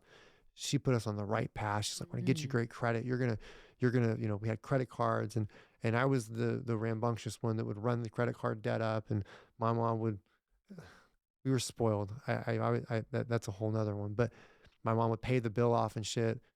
And then I would do it again. Like I was kind of bad at managing it, or I was bad at managing it, but she was like, I got to keep these kids with good credit. And so when, when I was 19, I went out and I bought a motorcycle. Again, I didn't know how to ride a motorcycle. I bought it, I wrecked it on the side of a building, and I put it in and my credit was so good. There was no money down. Here you go. Like that was it. So I bought that motorcycle, wrecked it, side of the wall, and then it just stayed in my parents' house. My mom was like, you cannot have that thing. So I eventually ended up letting that get repossessed. But I didn't at first. So what happened was during the medical record days, and this is part of resourcefulness, during the medical record days, I had to make a decision of one thing or another. It was pay rent, keep the lights on, and like I learned about having to pay necessities because I had racked up debt and other things, and I didn't make a lot of money. So I remember the bills were coming in, and I remember having that feeling of like, fuck, I can't keep up with my credit. And I felt like a failure. I'm like, I can't, I'm gonna fuck my credit up. Like, what do I do? And, so I ended up making a choice. I remember calling Randy. I was like, Randy, it's another one of those life things. I was like, Randy, what do I do, man? He's like, look, Sibo, here's the deal. You have to survive first. After survival, then the other shit gets paid. And I remember telling that to my mom, and they were all wigged out. My friends, they're like, you're out of your mind. Don't do it. And I remember making the call to my buddy, and I was like, I'm not paying my credit card bills. I'm letting this shit go. And so before that, I had bought a car. I had good credit, bought a car. And so I had to start paying my necessities because I wasn't making enough. And so what ended up happening was I let my credit cards go. I let that bike go. I ended up letting the car note go at a certain point. So yes, I have eviction, and I eventually had an eviction notice. So, by the way, Misty, just from personal experience, they do put it inside the door like we're supposed to. I've experienced that myself. So I basically just fucked my credit up out of survival, and I had a lot of people tell me like, oh, you're crazy, don't do it. So that did another thing. I burned my boats. I had no choice but to be creative to make things happen. Well, here it is. I'm starting a martial arts school. My credit hasn't recovered. How do I get mats? How do I get the place? How do I do this? How do I do that? So I ended up, to kind of give you an idea, like I ended up actually getting our rent for free for like 3 months. Then I caught a break and got our rent for $288 a month for, I think, almost a year straight. And then it went to like $400 a month. So this shit was just hand over fist. I mean, I'm like, it was like big balling money. Like I just cash. But the creativity of having to sell that, find someone that had mats, which I bought them from my coach. I was like, I'll buy mats from you. So I had to get creative. When I talk to people now, I was telling this to Diego the other day, like, don't go get a loan. Everyone's different. Everyone has a different mentality. Don't go get a loan. Bootstrap it. You'll look better and you'll appreciate it in the long run. But that's just a personal preference. So, because of what I grew up with, the fun part about all of it is when it was all said and done, what it proved was, so Misty is the 855 credit score. She's that girl. She's, I mean, perfect credit. She's Shout looking at out. me. I had to be real careful to let these things out. So, and not let her know, like, hey, I have a lot of drive, but my credit is shit. I didn't want to let her know. Like, she kind of found that out later. When did you find that out, honey? How long was it? Yeah, as we were getting married. Yeah. I had to, You're so like, oh, she's locked in now. yeah, I locked her in, right? So yeah, I locked her in. So, it's, so I really had to prove myself. Like I was like, I had to really make this thing happen. But what made it interesting as far as Misty's part was that my credit recovered on its own to a point that it was, I don't know, what did I get? 750s, and what was it? Was it higher than that? Or, I mean, it just, like, it wasn't 800s, but on its own, shit drops off. Things after about 7 years, like they say, it Mm-hmm. really fucking happens. But those years of that, like, being strapped very The early, hut, the 19, 20, grind. yeah, 21, 19, 20, 21, 22, of strapping myself early to have to bootstrap and live Mm, the cash. I mean, put that into perspective. I have completely shitty credit and I just bought a house cash. right.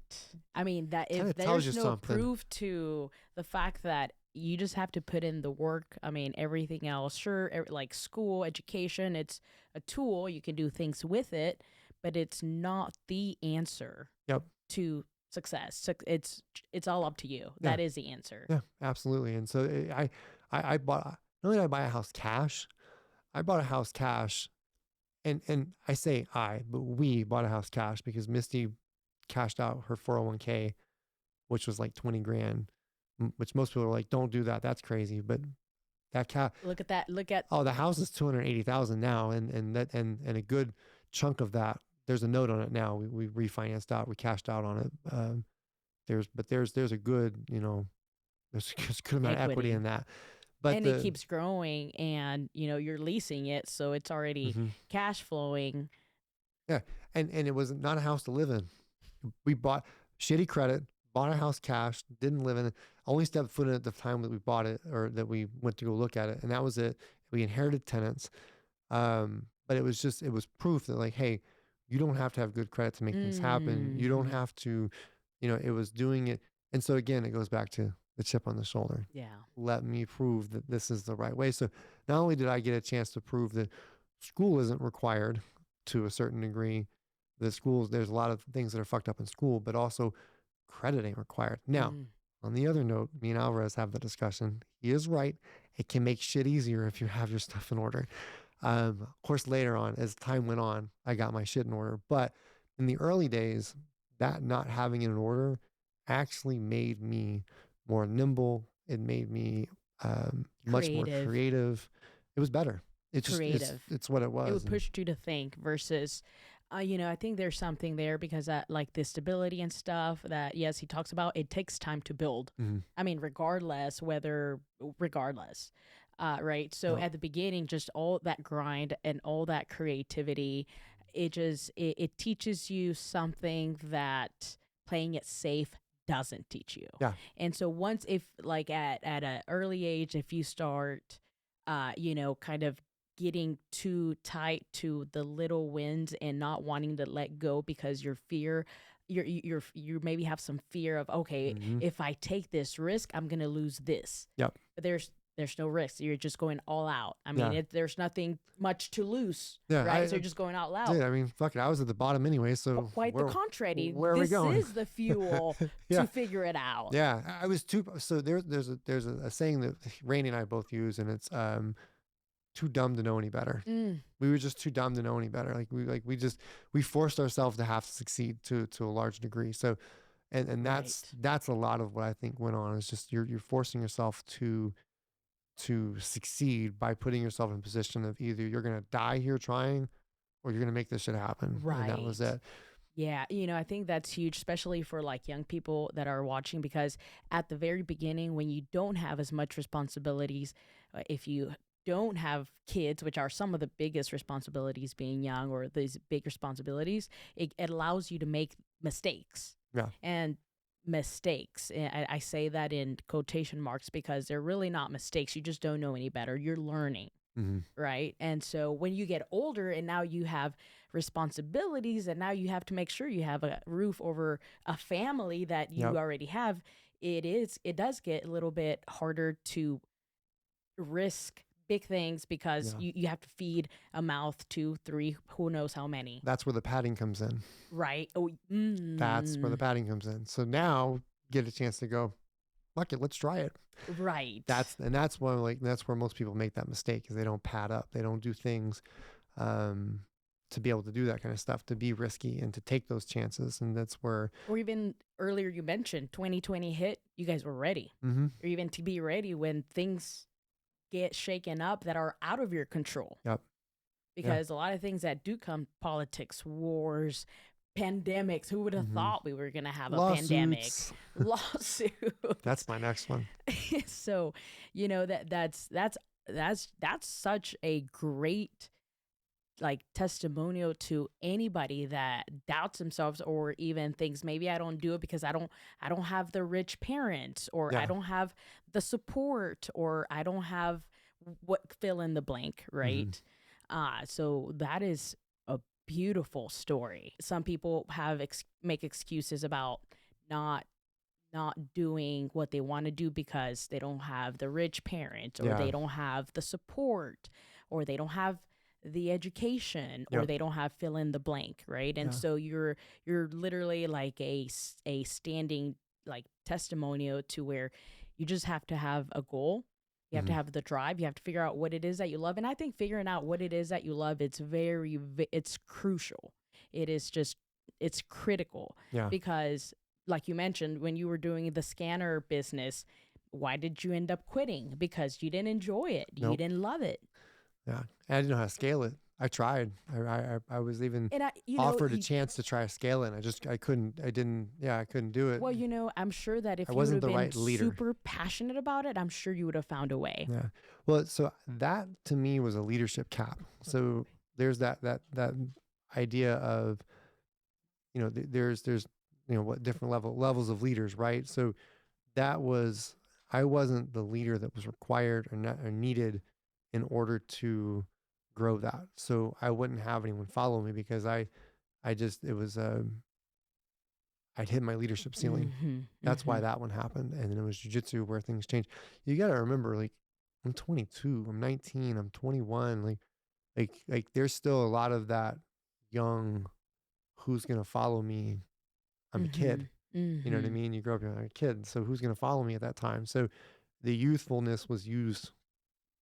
I utilized it in a large degree, but the question of who was going to follow me because of that age. And I had the same problem in jiu-jitsu, whereas, you know, but I was always taught to use that. So like what I was always taught, and this is anyone that listens to this that's young and you're starting something when you're younger and everybody you're dealing with is older, is that you need to come with basically, and this is what Rainey was telling me, your hands got to be open. How can I help? How can I be of service? And if you do that, it's so much easier. Most people want to help because there's a book. It's called Predictably Irrational, and it talks about social norms and market norms. And when you start adding money into things, people will do less. When you start adding just, hey, Myra, can you help me move this couch? You're almost always willing. But if I say, Myra, we move this for $5, you're like, fuck that. I'm worth more than $5. Your social norms and market norms are different. So if you just come in with a social norm of like, hey, I just need some help, anyone who's been somewhere is willing to help. It's the reason why I would prefer to teach jiu-jitsu for free. I've had that conversation so many times with even just Alvarez. I would rather teach for free because it's more fun. For money, I feel like I'm worth a lot more. And especially what we've done and the time now, my time's worth more. If you said, hey, Story, would you want to get paid to the podcast? No, do it for free. I don't want that because it's something that's enjoyable. And so I think that, you know, that's being that young and that age, that was the one advantage, was coming to that. Whereas some guys, when they're young and they're dealing with older people and they're trying to grow a business, they come at it in the cocky manner and they're like, well, I know what I'm doing. And they all get fucked. Every single time they get screwed because the other guy's like, okay, fine. Because when I see the humble one, I'm like, let me help you. When I see the one who's cocky, I'm like, nope. We got lots of ego here to Yeah. break. Let me Yeah. go with the one that's open to learn. That's the difference. So I see that in jiu-jitsu. I see certain guys and I'm like, oh, I want to help that person, or when someone who's not like that, and you see it, you can sit, you can stand when you train, you can listen to someone go, and they argue. I'm like, nope, Hmm. I'm done. Next person. Yeah. I got too much to do. I don't want to deal with that. So being young and trying to grow that business was a leadership issue. But as things went, as from martial arts, it became more of a let me help you. It was almost Jedi mind trick ish to a degree, but it makes a big difference. And I Yeah. think that's what kind of helped a lot. So, you know, that was why I think that business didn't go as far.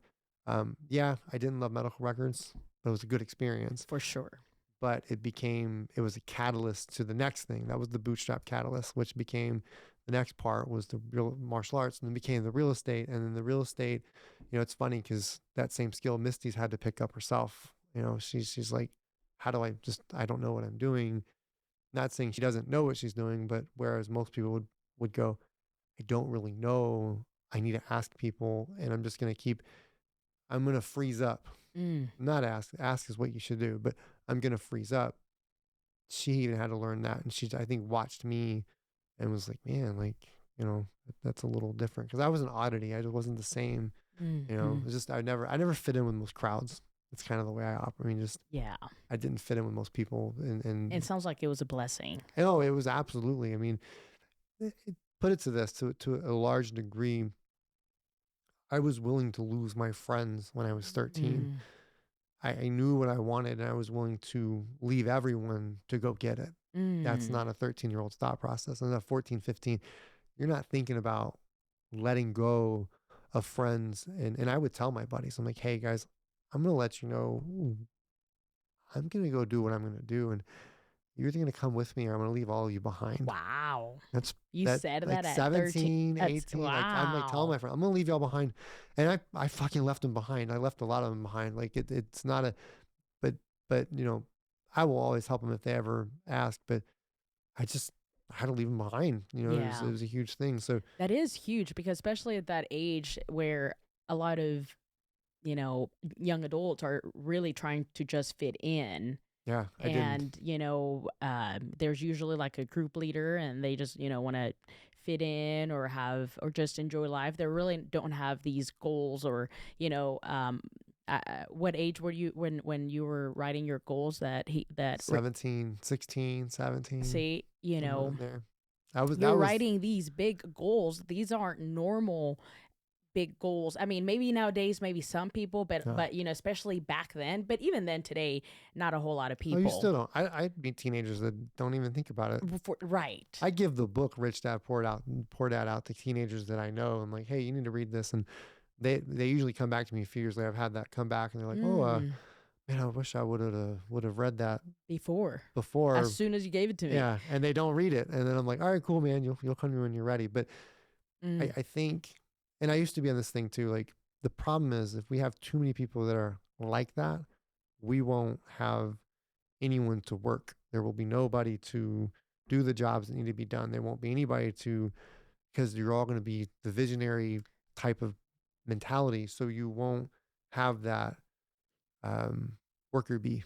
yes. I mean, there's got to be somebody that feeds the goose that lays the egg, huh? Absolutely. Oh, absolutely. I used to think everyone needs to be a business owner and everyone needs to have these lofty goals. Now I'm like, fuck that. We need Section 8. I mean, I say that jokingly, but It's but true. we need someone. There has to be people because if you don't have, I'm not a big Section 8 fan, by the way, but if you don't have people who will do those certain jobs, then you can't build anything of substantial. It's there's a because that goes with what the government wants: two things: housing and jobs. That's what they want. And if there's no one there to work, because everyone is a business owner and everyone's taking the risk, well, then we're going to have the society isn't going to be able to work. Right. So you have to have that worker bee because not everyone can be the queen, or you have to have that. So I used to preach early on, oh, but you guys all need to start your own. I don't do that now. Start your own business, start your own business, start your own business. But I believe in it wholeheartedly to some degree that to certain individuals that Mm. do need it. But for the most part, I don't preach that anymore because I'm like, cool, if we need that, then that's just their role. Everyone has different roles. Some people don't want that kind of stuff. Some people don't want the risk. Um, I was an odd kid, man. I just, it was not a normal kid. And I think that's just, I'm thinking back, like, that's why Misty's like, you're a little much. Like, it's just one of those, like, it was very, I was willing to let friends go. I even told Misty one time, I'm going to let everything go. Like, I've got to make these things happen. Like, I'm Mm. talking like you included, like, not that I don't love her, but, we're partners. So that's different. But in early stages, she's shaking her head like, yeah, because it was such a goal that I wanted to achieve Mm. that. And it's funny because you get there, right? So kind of like fast forward a little bit and you get to that point, you make that, you're 30 years old. And I remember this is an odd feeling. I remember having that conversation like with Randy and being like, calling me like, man, I've hit this goal. I'm fucking empty. It was weird. Like like I made this little goal. I'm 30 years old. I've got $1 million in real estate. We've done. I'm officially a millionaire. I've got money in the bank, and it was empty as fuck. And I'm like, what the fuck do I do now? Like, Mm. and I remember like that was kind of like that. Like you start realizing like, okay, so there's a little more to this. Like there's something else. And I remember being told that. I also remember being told, um, you're gonna lose it all Mm. one day.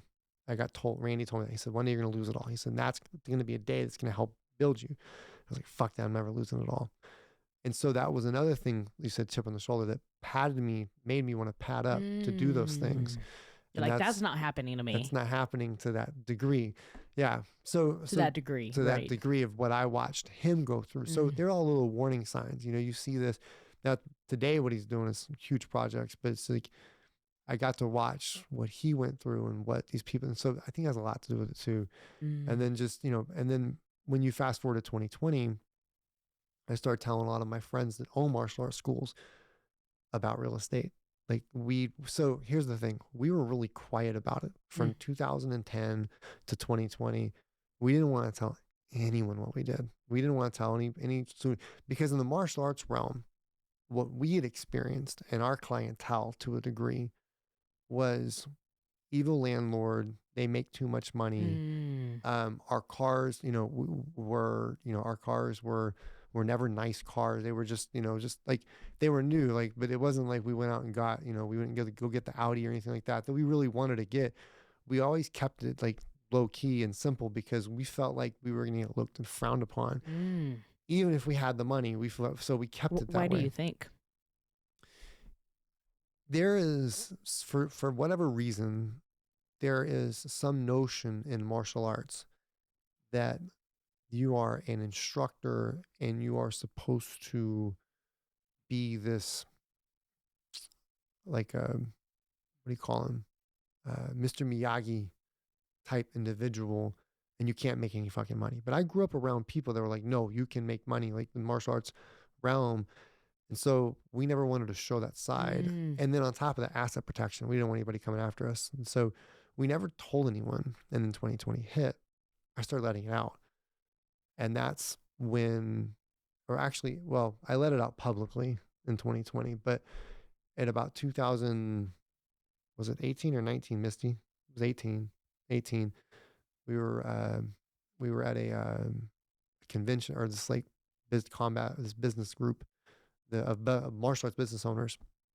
And they asked a question and said, hey, everyone has a skill in here. Would anyone we were gonna go around the room and I want you guys to introduce yourself, stand up, introduce yourself, and tell someone what you can help them with. At that time, we'd had numerous rental homes, and in fact, that those rental homes helped us through a degree of the schools where we almost closed down at one point. I was getting burnt out in 2016, and so they carried us through, and so financially, and so at 2018, we're working to pump the school up. I'm at this conference. Alvarez is with me.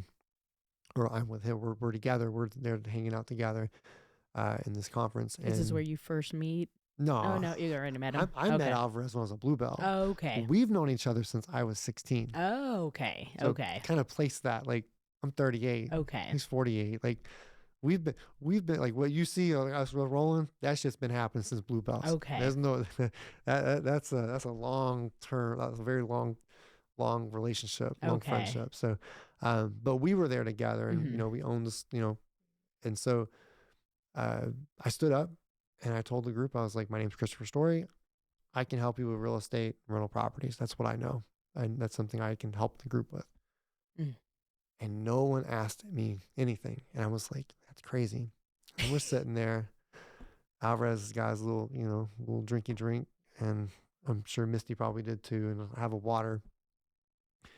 And he kind of leans over with me and he's like, yo, what's up with this real estate stuff?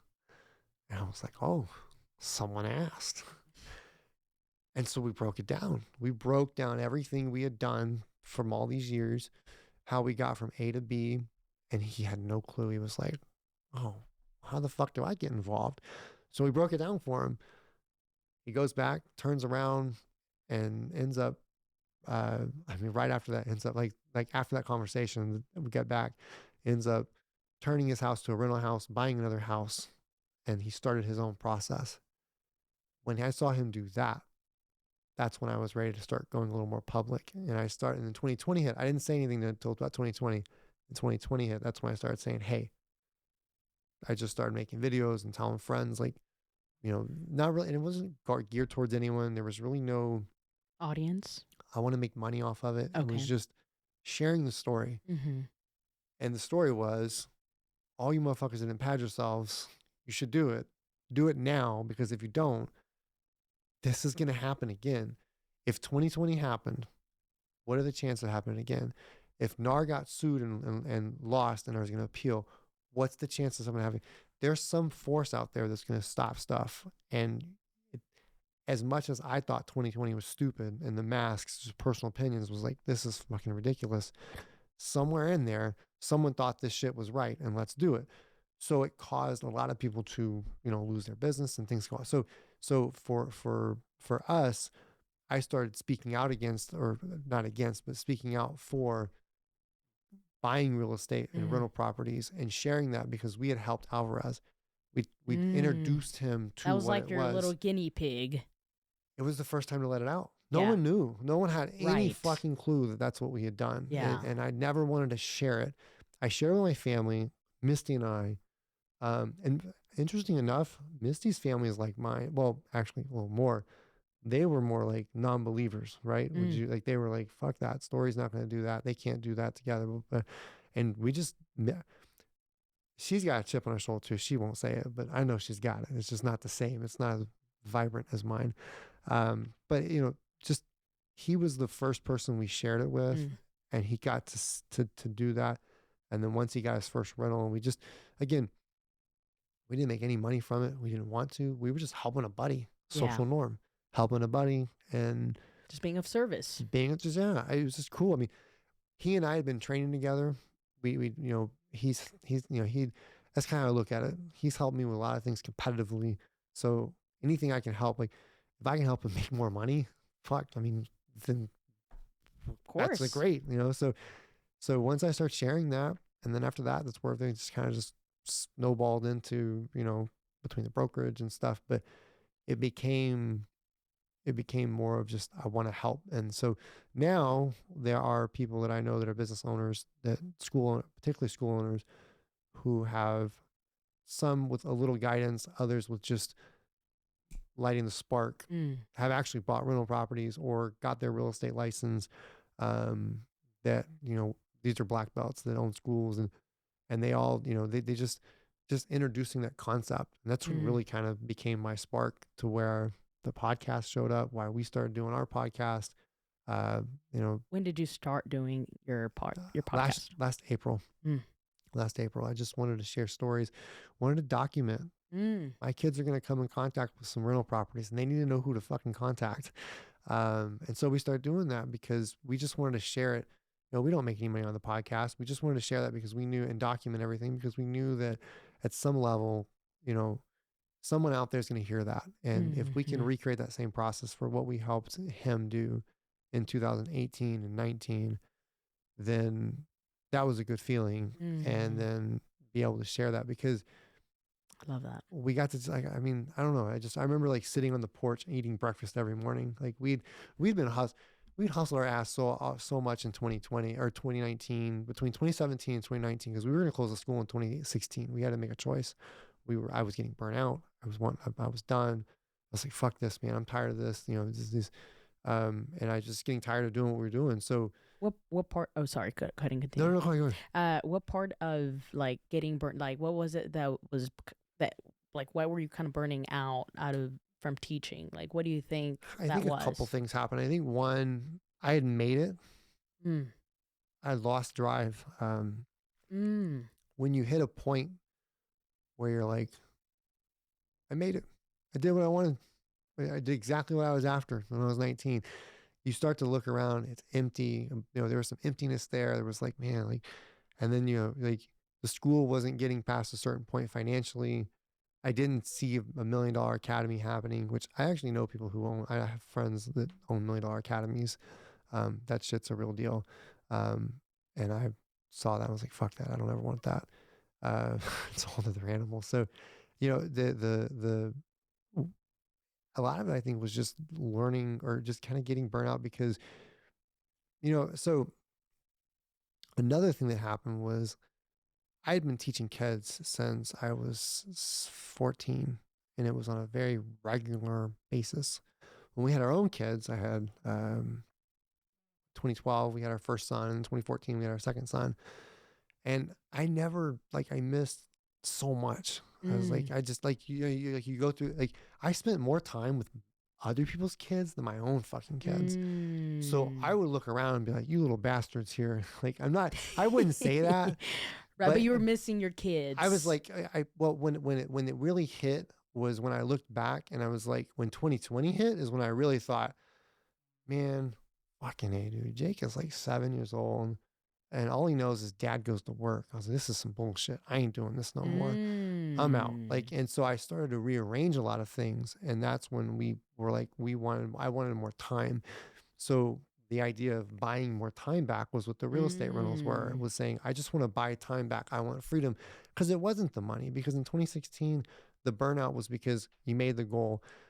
We own our building. We own our martial arts.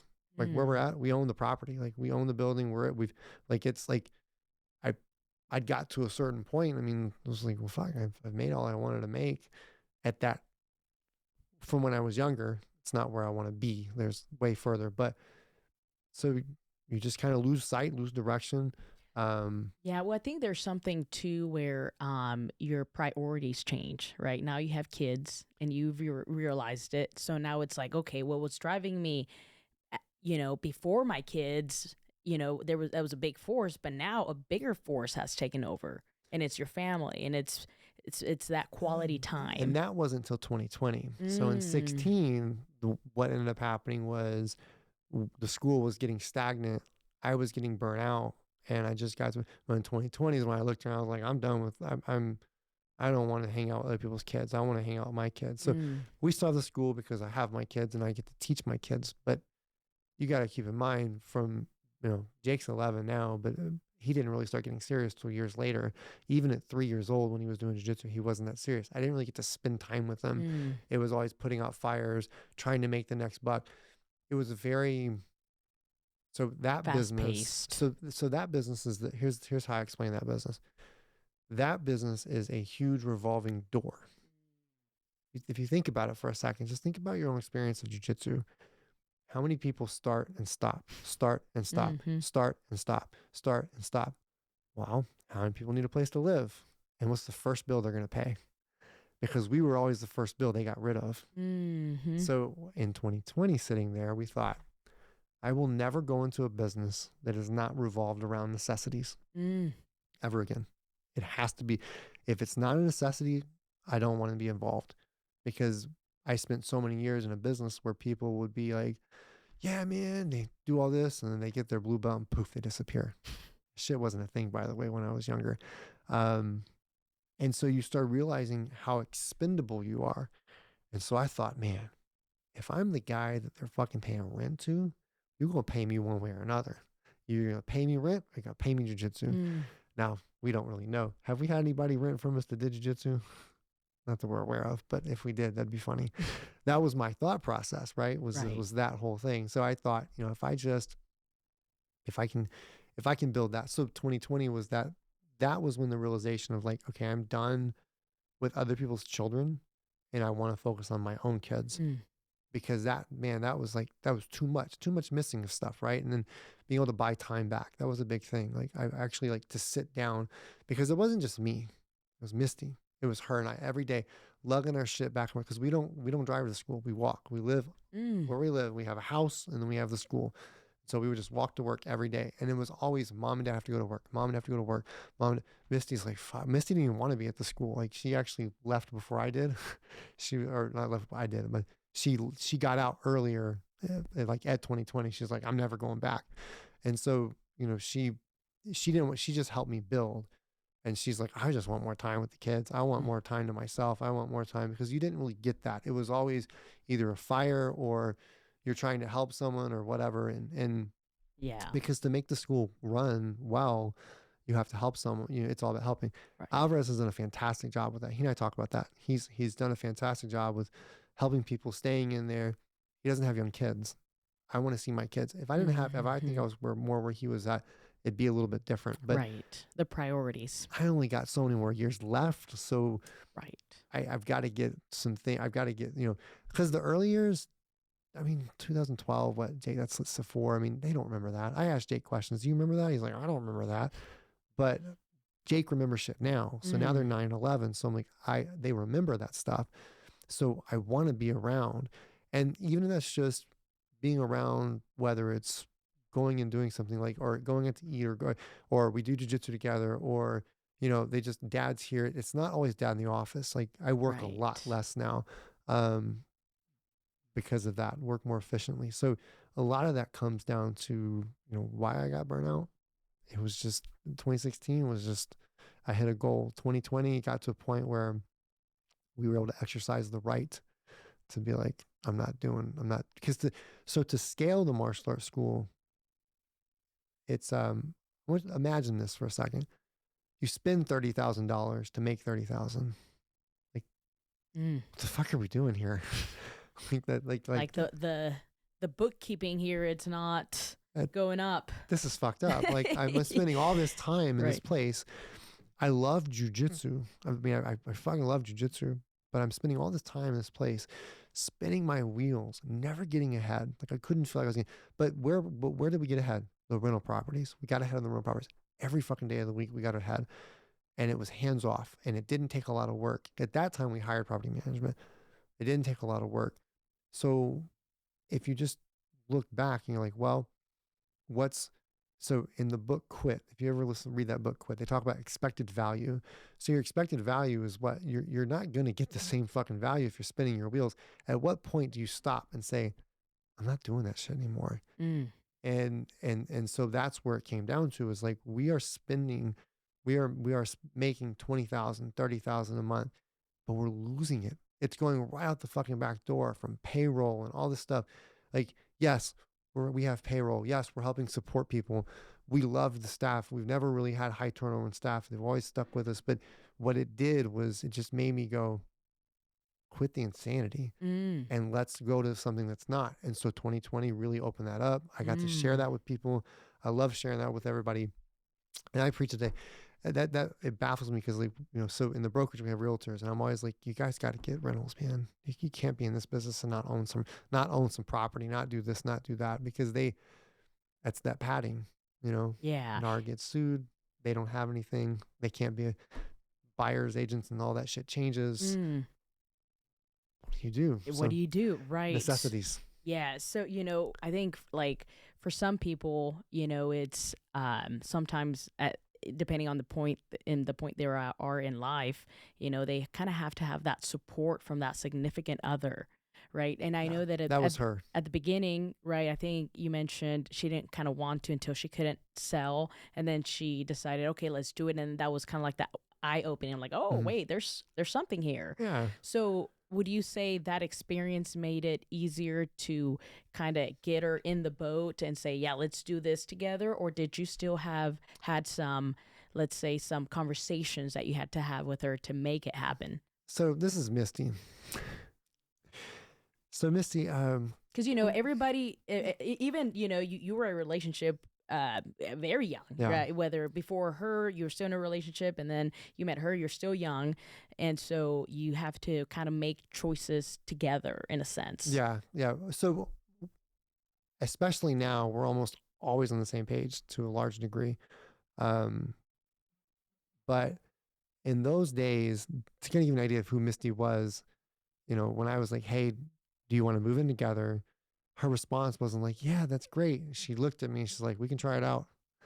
Like, let's try this out." Like I'm like looking, oh fuck, man, I hope this works out. Like she didn't really she didn't come from that like drive background. It was just like, so I think what really did it, and because her and I have this conversation, like we've had it in the past numerous times, like, why'd you pick me? Why I?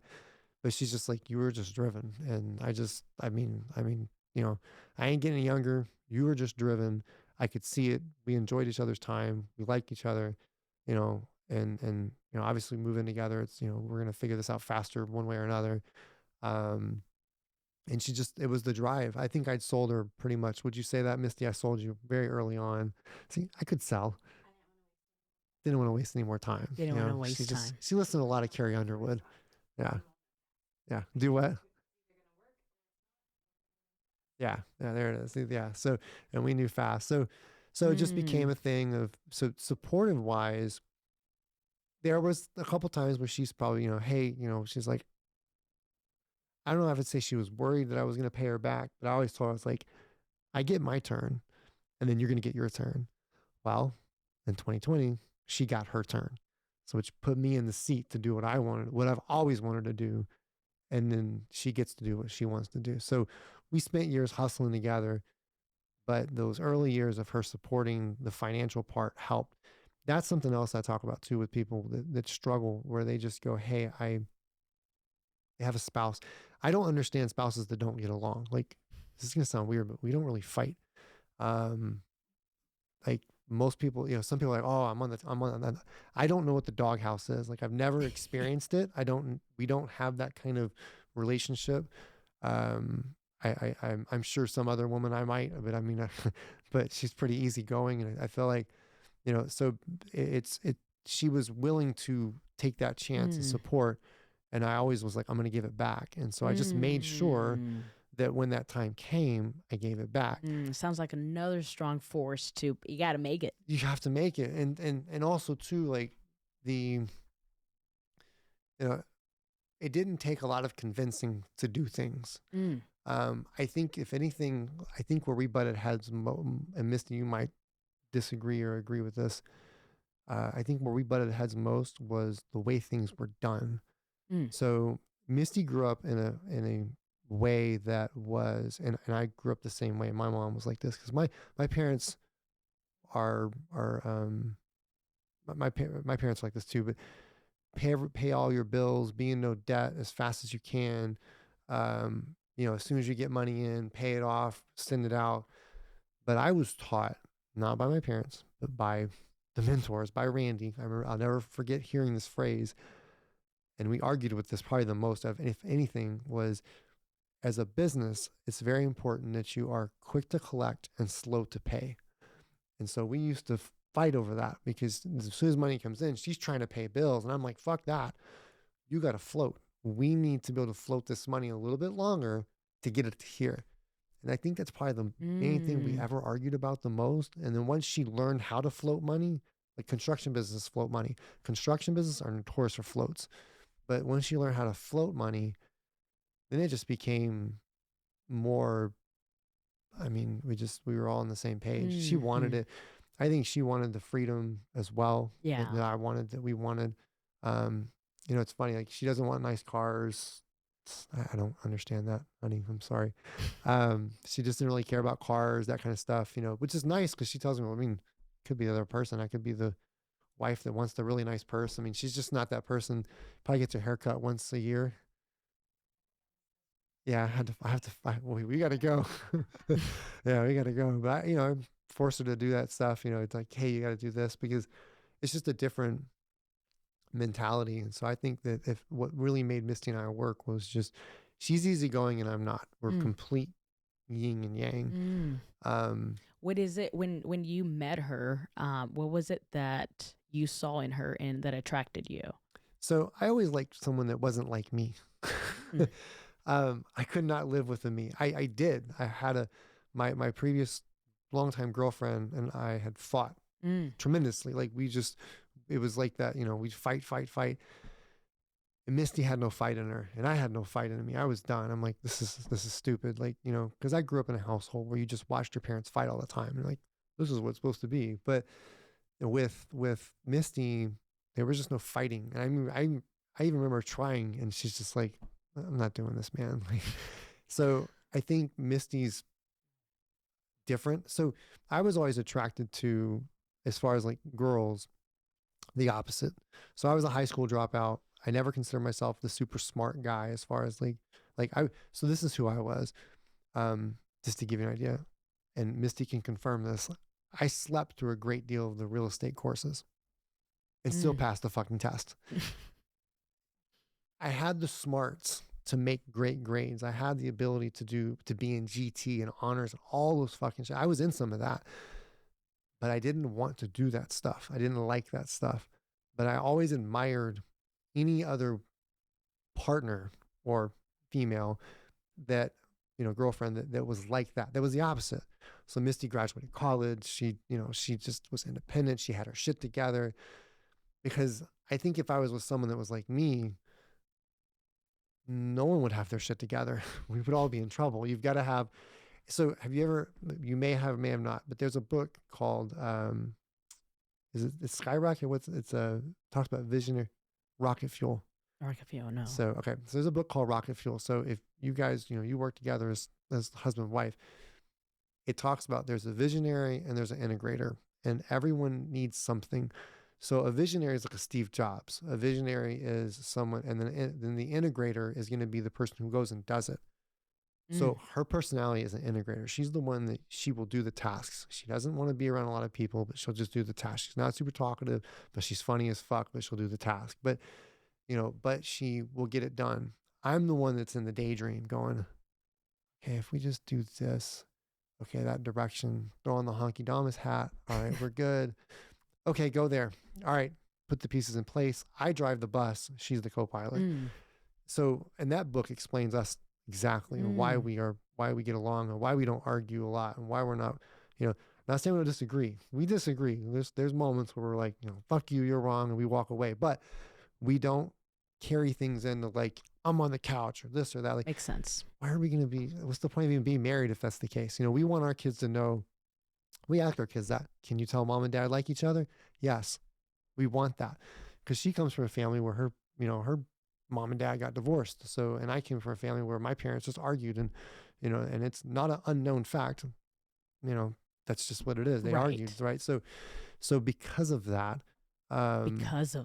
we didn't want our family, our kids to be that. So we were just like, so if it wasn't going to work, it wasn't going to work. So, you know, so I think as far as just relationship wise, that book Rocket Fuel explains us 110% of why we are the way we are, who and why we work together. And so when I see husband and wife duos, so here's the other part, kind of to add to that, I watched Orlando and Serena work together. So I modeled. You said, what was it? I don't know if I've ever actually, Serena probably won't, I don't know if I'll say this, but if she ever does, I think I've actually told her, if you took Serena and Misty and put her together, they have similar features. My model of a wife was after Serena because Orlando and Serena love each other. They like each other's company. They enjoy each other. They bickered. They had the like everybody does. I mean, anybody that sits here and says they never bicker, I mean, that's just a lie. The difference is how do you handle it, right? Yeah, they disagreed and shit, but you knew that Orlando and Serena loved each other. And anyone that'd been around them, they were like, and I was like, so watching them, I modeled my marriage after that. I was like, that's what I want.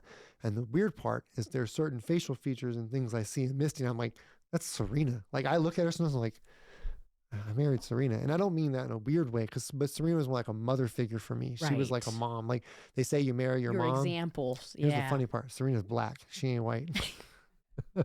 So Orlando and Serena are black. So it's like, and I say that, like, I don't mean that like, oh, they're black, but it's like, you put them side by side and you're like, huh? Like, so I grew up, like when I things like Friday and stuff, I grew up more cultured. I grew up more into, that's why I'm a little different too, in that sense, like just a little more cultured and things. Cause that was my family. My second family was a black family. I'm like this white kid running around with this big old black dude. And, and that my marriage was modeled after them. So if you look at Misty and I's marriage, to some large degree, it was modeled after that on purpose. There hasn't been one thing that I haven't done in life in a degree that was not calculated, I would say. Would you, Misty would agree with that? Like that's not calculated. It's not thought out. There's everything from even to the way that I actually speak, stop, talk, like it's all thought out. Movements are thought out. There's not one thing that's not, down to the marriage. So I kind of knew I wanted to do jiu-jitsu. I needed to marry someone like Serena. I needed a relationship like Orlando and Serena. Like it was all mapped out. It was laid out right in front of me. It was the model. Yeah. You just have to fill in your blanks. That's all I did. I modeled after a bunch of people. I was like, and don't do that. And I still do that to today to a large degree. There are certain individuals that push me that I'm like, okay, yeah, pushing me. All right. I need to be that. I need to get to that. And so I think that has a lot to do with why Misty and I do work out, because I modeled a lot. I just modeled a lot of shit after what I saw that was successful. To kind of throw this out, like, so my brothers, to talk on the drinking thing, my brothers, one has HIV, and that's not an unknown fact. Like that's not like we don't talk about it. Like he's not scared, and he got that when I was 14, and it was a dirty needle. It was drugs. So hearing that, knowing that, seeing that, I'm like, well, we ain't doing those.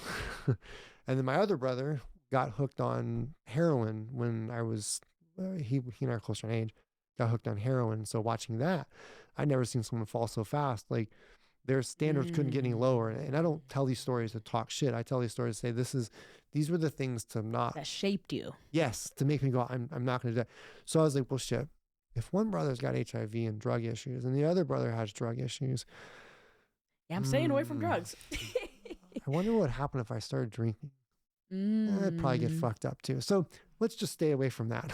And so that kind of shaped a lot of things. So a lot of what I did or shaped was off of not just what I wanted, but what I knew I didn't want. Gosh. And those stories. And so, that I think has a lot to do with the shaping of like the oddities and why I wasn't the normal kid and why I was willing to let go of my friends. I mean, to let go of a lot of things in life to make certain goals happen. Yes. Now I'm curious to know, so at school, you were just not the student teachers probably wanted to have in their class. And, you just mentioned, of multiple books. So what was it that you started reading, or, you were always asking questions, that's huge. Reading actually was what pulled me out of depression. Oh, it was a weird one. So, I remember, like, and Misty's heard this. You've heard that. All right. I've told all my stories to Misty. I want to, she's like, damn, you let that out. So, I remember there was this girl I was caught up on, right? So I'm like 16 years old. She's a year younger. I was like convinced. I'm like, I'm going to leave jiu-jitsu to go with this girl. Like, I'm just like, it was like the girl. And by the way, I'm so glad some bullets were dodged by 100 miles. I showed her that one day. She was laughing. So I was hooked up, I was just held up on this girl, and the girl didn't like me. We were girlfriend, boyfriend. She didn't, then she kind of broke up with me. She broke up with me. And so when that happened, I was like in this funk of like, oh man, I'm just depressed. This is girl. I'm doing jiu-jitsu. I mean, I'm blue belt. I'm still around Orlando all the time. And I remember O came to me and said, hey, he's like, Sibo, tired of seeing you mope around, man. I need you to read. I was like, Mm. honestly, he's like, let me ask you this. He said, he didn't say I need you to read. First thing he asked was, do you want out of this depression funk thing you're going through? And I Ooh, was like, good question. I do actually. He goes, okay. He's like, here's what I'm gonna do. I'm gonna give you a book. And it's As a Man Thinketh. He said, I want you to read this book and we're gonna talk about it. And he'd always tell me, he's like, if you don't read, because I hated reading in school because they gave you these dumbass stories. And I'm like, who the fuck wants to read this? I still think that today. They give it to Jake and I'm like, Jake, don't worry about your homework, man. So I read the book As a Man Thinketh. He says, you're going to read it and we're going to talk about it. And the premise is about what you think you become. Your mind is like a garden. If you think about it, the weeds grow automatically. You don't have to think, you have to pluck the weeds. So it was my first introduction to, we have a choice of what we're going to think. And I'm 16. Ooh. So that was when, and remember, he introduced me to Rich Dad Poor Dad. I'm also listening and all of that time, I'm also listening to Zig Ziglar and how to sell. So he's got me listening to all sorts of shit. But I read the book, and then that book started to kind of pull me out of like the funk of depression. And then it kind of made me look further into things. And then it was one of those became, okay, so there's something to this reading thing. And then we talked about it. We talked about the book, and he gave me another book. And then after that, we kind of did the same thing, and he just left my own devices. And then I started to go find books on my own, and it became a situation where I really just enjoyed. You found the value. It was subjects. I wanted certain subjects. I Certain knew where I wanted to subjects. get to, and wherever I wanted to get to, that was what I was going to get to. So a lot of that, that's where it first started. And it was getting out of depression. And then the chip on the shoulder, that girl was a part of it. Because I was like, you know what? Fuck her. She don't like me. I'm gonna make a lot of damn money, and I'm gonna get my black belt. I'm gonna be and I'm gonna make sure that if this girl ever fucking sees me again, she's gonna look at her husband and be like, "You are one ugly bastard compared to that guy," and look at me and go, "I fucked up." That's what I wanted. That's the way I thought. The chip on my shoulder drove me to prove a point to not just my friends, to not people around me that were like, oh, you're not going to do this, but also to the one that said, you're not good enough. I was like, I'm not good enough. Fuck you. Let's find out. Of course, you get there and no one really says shit. So it didn't really matter. But that was what really drove me to go and push into those areas that didn't really take. It was like a hot button. Tim Grover talks about that. You have, almost everybody that's done something has a chip on their shoulder. I let other people push it. And he talks about, like, hey, it's there and we all have it. And it's that. And so that chip is what drove me, the not good enough, not adequate enough. She didn't like me. And again, I'm 100%, I dodged a fucking bullet, but when even though the bullet was dodged, it was something that was it was a push. Now I would drive to jiu-jitsu like, fuck her, fine. You know what? Even though I still liked her, I'm just like, I'm going to prove my worth to everybody that I'm going to be this. Like that Randy Travis Tritt song, I'm going to be somebody one day. Yeah, that was me. That was me. I had that shit on in the car. Had to change out. I had to go from Sarah McLachlan to Travis Tritt. It's just, but that was really what drove it was the chip. Wow, that's awesome. And someone might say, well, he had all these mentors, or he had these people that he wanted to model, and maybe your siblings, your brothers that you did not want to model. Yep. Were you the youngest, by the way? I am the baby. I'm out of baby. 3, sounds like? Out of 3, I have an older brother. Is he 7 or 8 years older? Misty. 7. And then I have my other brother's 14 months older. Okay. But someone might say that, but I would say like props to you for having that awareness to like say, okay, these are the guys that are doing something that I'm passionate about and I want to model. Yeah. Because a lot of people, may be around a circle where they do want to be there. Maybe they love it, but they might be too afraid to ask questions Yeah. or to just, make themselves present and learn, or even have the awareness to say, hey, you know what, that sounds like that's going a direction that doesn't take me anywhere healthy, or and so I would say props to you for being aware, especially at even at age 13. I mean, how many kids at age 13 know this is what I want to do? Yeah. I think I got real lucky. Cause I asked myself, how do I recreate that for my kids? How do I recreate that for anybody else? Mm, And I've never fully met someone to this day. And I don't know, Misty, if you could agree or say that was like that mm, I've never met or helped that was like that. They're, whether it was jujitsu or in business, like I've never fully met that kind of individual because they're, you gotta remember too, like kind of even if you back up into that 13, 12, 13, I asked my mom, I was like, Mom, what's a CEO? How do I become one?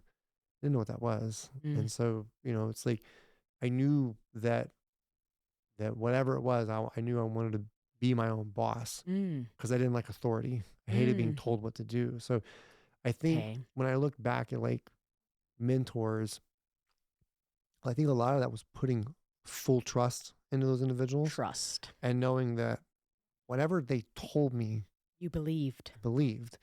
And to a degree that with Orlando, whatever he said was right. And that was just it. And I had to learn. So Orlando was, everything he said was correct. Like it was the word.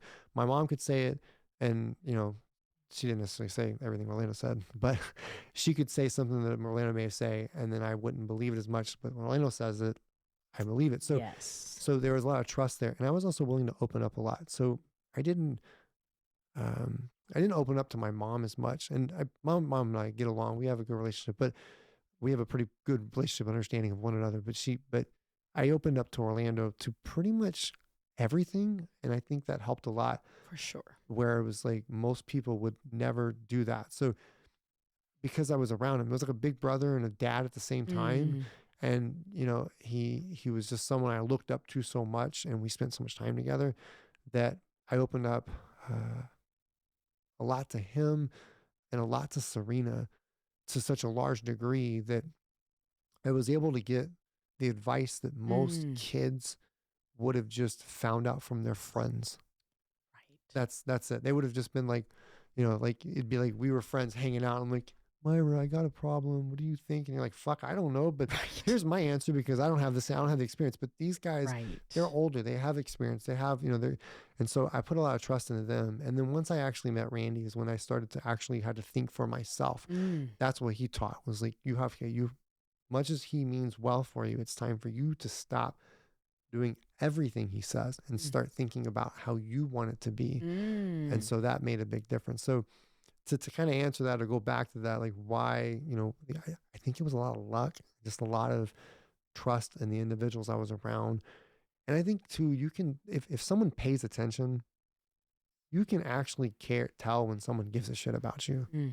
I was really tuned to that. Like, okay, this person actually wants to You be around feel me. You it. feel it versus like the people that don't, or, so there's something that I was always just in tune with at a Mm. young age.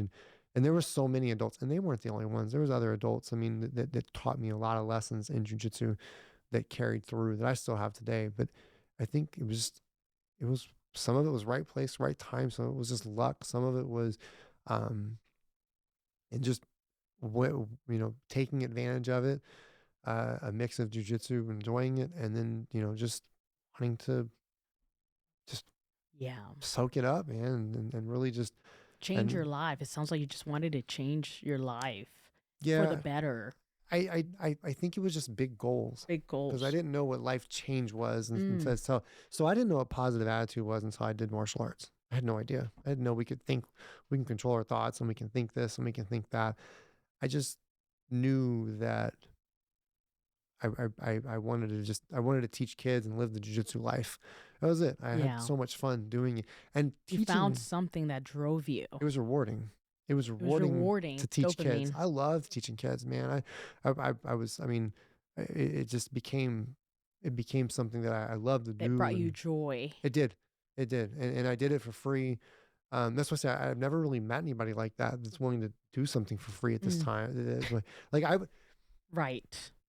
I don't think I know anyone that I can think of that'd be like, I'll work for you for free so I can just learn everything. Mm, But I was that kid. I'm like, I didn't really care whether it was jujitsu or payments or whatever. Like, I just wanted to learn. Let me be in the room. I got to be in the room with Randy and some of the bank, like a bank president and the own, like who the fuck sits in with a bank president? Like, you know what I mean? They just, oh, this is Christopher. He's just going to sit in with us, you know. And I got to listen to these conversations and got to listen to things that other people never listen to. So that had a huge, I think that had a huge impact too, because he would sure. bring me in to be able to listen to this stuff. They would be doing deals, I mean, like multi-million dollar deals with these different, you know, different companies. And he would let me sit in on that. Randy would let me sit in on some Wow. of those deals. He'd say, hey, you know, Story, meet me at such and such and dress up, you know, and I'm going to introduce you just as one of our employees or whatever. Don't say anything, just sit. And that was Wow. it. And What a so gift. I was like, fuck yeah. So I got to sit in and really listen to that stuff. So I think a lot of it, man, if I had to sum it all up, was just fucking luck at some level. I think there's a Well, I would say maybe there's, of course, a bit of luck, but I don't think luck happens just because of luck. I think you create luck by putting in the work. yeah. And I think, and it manifests as luck. But I can see the awareness, I can see the drive. Regardless of how it happens, it comes to people differently, but Mm. you were able to see it and take advantage of it because you could have said, oh, my brothers are doing drugs. Okay. I wonder what that's like. Yeah, Let what's me it let like? me let me try it. Yeah. You know what I mean? And Yeah. then Let me, so like huge props to you. And I want to be respectful of your time, but I do also want to yeah. ask you. I want to ask you. You mentioned earlier. I wonder. I want to figure out how to do this for my kids. You mentioned your kids. You want to Mm-hmm. be. So there's the saying. Um, hard times make strong men. Yep. Strong men make easy time, and easy times make weak people. Yeah. Something along those lines. You've always obviously have had it rough, and you've gone through it, and you've been able to create opportunities. I wouldn't say make it easy, but create opportunities, which makes life a little bit easier, sure. Mm. So as a father of almost, they're not even in their teens yet, almost. You said the Oh oldest man, is 11. feel like this 11-year-old's got a mouth on him. So you got 2 Yeah. years to Yeah. your 9 and oldest 11. Yeah. hits Yeah. 13. So like what is your thought process on helping them develop to be the best versions they can be? And they might not have the same struggles that you did growing up, but you still want them to be the best versions they can be. Man, that's a conversation Misty and I have all the fucking time. Like she smiles and laughs over here, like, you know, because It's a it's something. conversation we have. Yeah, I mean, we have it all the time. It's like, so, you know, I I I grew up very spoiled, Mm, and it's there's I grew up very spoiled, and what I had to do. So Misty grew up different. Misty grew up like with a hope chest and like having to like basically being taught from an early age, like you got to be independent. Like she was, that's what I'm saying. Like her and I would never have gotten along had we met in our teens. We wouldn't have been friends. I would mm, have been an asshole and she would have been like, fuck him. But what I had to do, and this ties into to the boys, to the question, I grew up very spoiled to the degree that if I walked to my mom and said, Mom, can I have some money? She would just give me money. Like I didn't matter. You want, here's credit card, here's money. Like just whatever mm. you want, honey. Go ahead. It she bought my brother a Corvette and she bought me a truck. Like just to kind of give you Okay. I didn't understand how I didn't know how to write a check. I had no understanding of I had no understanding of how to be an adult. Mm. So when I moved out and I This think was 19 when at you moved out 19, when I moved out on the premise of fuck you. I'm out. We got in an argument with your mom. with my mom because my mom, she means very well. But at that age and that time of our life, she had a really good job of, I'm spoiling you. And so I need you to do this for me, which is what? It's over your head. I need you to, so it's the carrot to get you to do shit. And I was like, man, I don't know Okay. how to write a check. I can't take care of myself. Fuck this. I'm moving with my girlfriend. And so we got in an argument, her and I, my mom and I, and then I moved in with the girlfriend. I had to learn to start taking care of my own bills and shit. Whereas Misty was different. So Misty was more on her own. She bought her first house at 22 years old. Just, she grew up more independent. Whereas I grew up where we was just the opposite. So getting away from my mom allowed me Mm. to have to, and ruining my credit. This is why when it kind of goes back to, it all circles back, ruining my credit, having the chip on the shoulder, going in, getting away from my mom. So I had to make those mistakes on my own.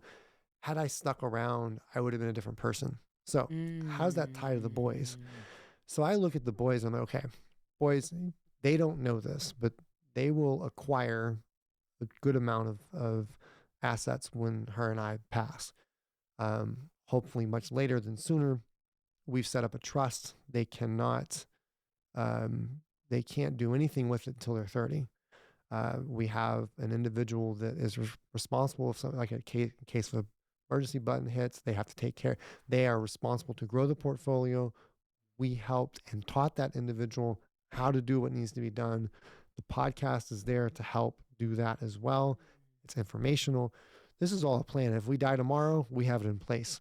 So we lined it up, and that's just one piece, because now we ask the question, how do we not make them some rich assholes?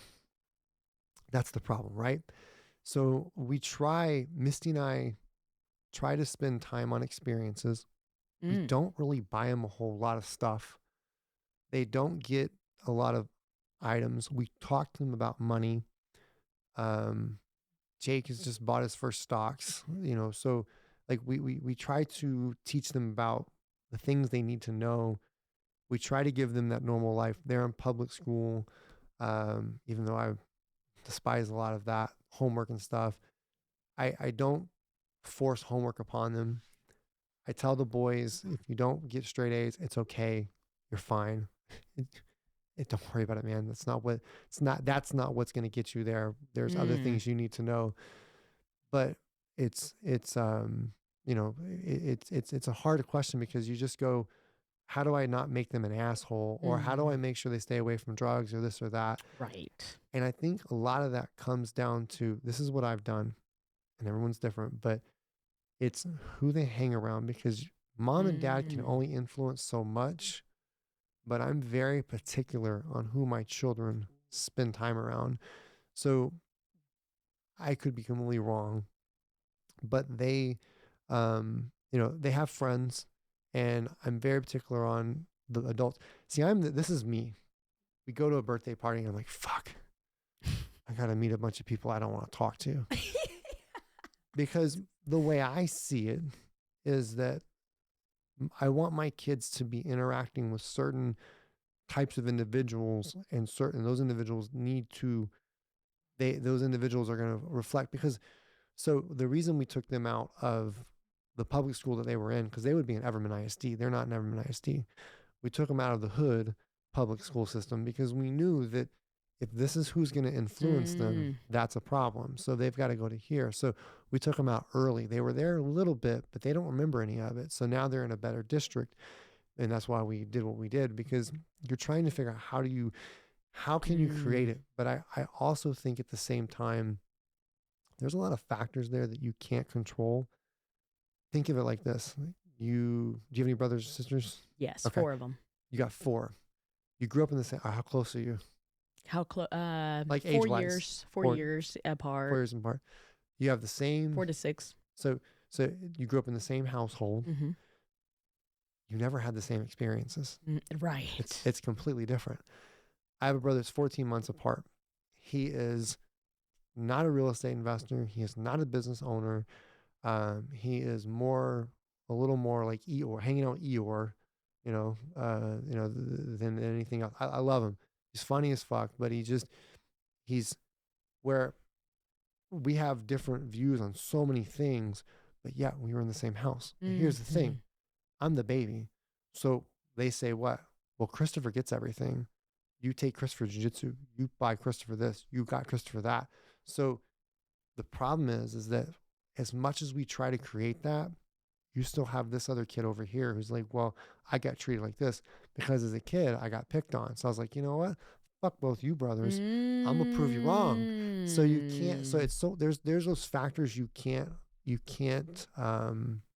make up. you can't make up, and then who they're gonna hang out with. So I think the real years are gonna show up in their, I don't know, teens is what's gonna happen, because even though me and my brother, who's a year older than I am, he's still got off into things he wasn't supposed to get off into, and I went off on a different path. And I try to model. So what I try to do is model a lot of stuff that was done for me through Orlando, Randy, and those guys. Um, you know, I don't know, man. It might backfire on me. It's, it might backfire on me. I try to do the opposite of what my mom did to some degrees. Um, I ask that question all the time. How do I get these guys ready? How do I get them ready? Because my vision is different than most. So what I see, I look at things and I think of like Trammell Crow. It's a family that has built an empire. Kennedy's, Trammell Crow. You start studying these people, they are all tight knit together for a reason, and it wasn't by accident. So that's what I have this thing. Like, I'm going to start it. So why did things happen? So my granddad, we grew up in Irving, and they had a farm, the Story Farm. And if you Grawweiler to Pioneer, O'Connor to MacArthur, it was a huge farm. And they sold off all the land. I grew up in the farmhouse. Granddad lived across the street, the house he built. And they were like early settlers, like 1929 or even before that. So granddad has the house. Somewhere in about 2008, the state comes through and he still has some land and takes the land.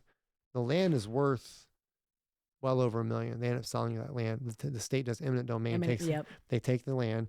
And so in my mind, in 2008, it just reinforced even more when that happened, that I'm going to, in the words of Kanye West, get my 40 acres back. I'm coming back for my 40 acres. And that's what I was after. That's what I've been after. I want my 40 acres back. You motherfuckers took it. I want it back. I'm going to finish what granddad started and didn't mean to start, because they sold that land off. The money went, parents, they went to all the brothers, the money was all pissed away, but every one of them pissed it away, because they didn't know what to do with it. You don't know what you don't know. So that's kind of what that comes down to. Right. But, and so I wanted to make sure that I was going to do that. So in my eyes, what I'm building with the boys is much deeper than what most parents think.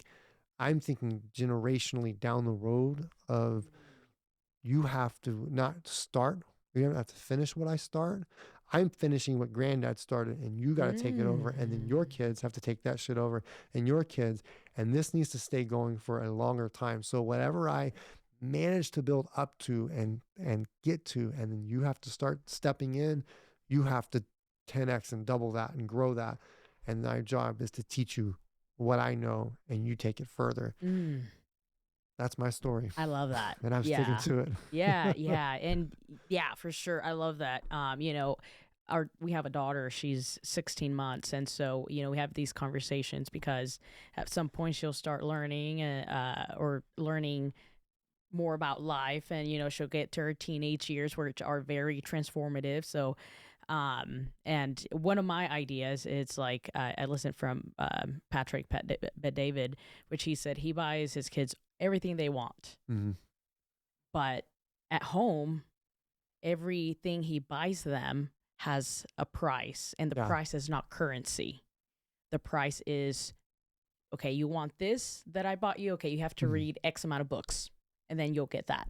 Yeah. Sure, I'll get you what you want, but before you get it and play with it, you have to, read X amount of books depending on the item Yeah. or whatever it is they want. I'm like, oh gosh, that's such a great idea. You know, I wish there was an answer. You just, because I've had that same question with other people with kids older, and it's like they're gonna turn out, they're gonna they're gonna turn out however they're gonna turn out, and we can do the best we can. Because you would think, fuck, I have this conversation with Alvarez all the time. Like, you know, he's like, you could do all this, and it's just they're gonna be who they're gonna be, and I think there's things we can do, but I don't know.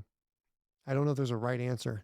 I don't think there is a right There's not a right answer answer. for It's just, sure. I think there's just, different tools and tactics and see what works and see what you're gravitated towards and test it out. But yeah. yeah, I for sure. definitely, for me, jujitsu is a big part. I want them to be a part of that. Same. Like do jujitsu just for the self-development part. But, if he wants to be a basketball player, he plays basketball. Like, I'm fine with that. I don't stop him from doing that. It's just, man, it's such a hard one because you just want him to, I like, I think like personally, and especially kind of, just attended this Tony Robbins seminar. And I think it's really, I think it's helping them figure out their why. yeah. And their why is going to be shaped depending on how they grow up, especially the first 12 years are tremendous. Hmm. And then at 12 years old, they already see the world a certain way. Yeah. It's already, and so I think I Yeah. think the key is really helping them figure out what it is that they want to do, Mhm. right? And asking those questions, not say, hey, you should do this with your life, right? Of course, I mean, you can give them options and things they can take off, but I think Modeling. modeling, That's probably what we spend most of our time. I think if anything, yeah, Misty would agree with that. for Model. sure. We spend a lot of time modeling, and so they Oof. know dad's going to run, dad's going to do this, dad's going to do that. I want to, Mhm. so I have my 11-year-olds, like, I want to open a jiu-jitsu school. I want to build houses. We take them. So like when we were buying houses, we would take them with us. They've just known that. They go and they see when we show houses, when we do meetings, like they sit on in on almost every conversation we have, unless it's about them for the most part. They get to hear all the business That's awesome. conversations. They get to be a part of all of it. And I think that is the one thing that we Wow. can control, that I try to help with, so that, that they can model after that. Because, what the health, the fitness, that's why I'm big on the fitness, the competing, Yeah, all that stuff. that's huge, great And they're foundation. going to gravitate towards it. Because, like, Jake's never really like, I want to compete. Like, he'll tell me I want to compete, but he doesn't want to. But he knows dad's going on a plane to go fight. So he's not after it. But I think if you stop and you look at some of the parents and the kids have done certain things, is they're modeled after. So what Mm, I don't want is Jake to be so pigeonholed that he can't take care of himself and mm. he's only like this. So I think there is a degree of that, but I think modeling is probably it's probably the number one thing that at least I can control and do every day. So, you know, For sure. basic shit, 1000%. just basic shit. Just do the basic stuff and do what you need to do. Take care of certain things, and they'll grow up and go, I remember my mom and my dad used to do this. My mom said this. My dad said that. I have a phrase in our house that says, "Stupid games get stupid prices." So when they do stupid things, They get stupid prices. they look and they tell each other, like, they'll be like, Jake, they'll look at you like, you got a stupid prize because you did something that you weren't supposed to do. So I think just the modeling has the most of it. And, I don't Yeah, know. for sure. It's a hard one, man. Yeah, no, I mean, there's definitely no right or wrong answer, but I think sometimes, I think it helps even like other parents are like just stuck and like, well, what do I do? What should I do? And especially when knowing knowing that phrase of like hard time makes, Mm. strong people and that sort of things are like, okay, how do I prevent from like, making easy times like destructive for them Yeah. instead of the opposite, which is creating opportunities so that they can go and create more and be what I, they want to be. I try to make shit hard for him. Mm. Misty's a little bit different. She's a little more the other way. She's a little more lenient, but I try to make shit hard. I Mm. do it on purpose. I'm a little more rigid. Um, so they get a break from me by hanging out with Misty, but they know, like you're getting looked at for a certain way. And again, I could be completely wrong because that was, but I also remember, I try to think back, like, what did Orlando do with me? Mm, So that's what I ask. How right. was I taught? How was I at that age? But Orlando didn't have me when I was little. So my view is I was already palatable, or I was already not moldable. I was already Mm, moldable, but like right now, they're still to that age where they do stupid shit, and you're like, why did you do that? And or they kind of, Jake's getting, like, he argues a little bit with certain things, whereas when I was 13, like, I was kind of ready for it. So I try to model as much as I can after what was done with me with Orlando, and I just hope that's gonna play out. I don't know what's gonna play out, but I hope that's gonna play out. for sure. We can only do the best we can do, right? And Yeah. and that's how it goes. So, I honestly have lots of questions, but Shoot. I do want to be respectful of your time. We are about to go for 3 hours. 3.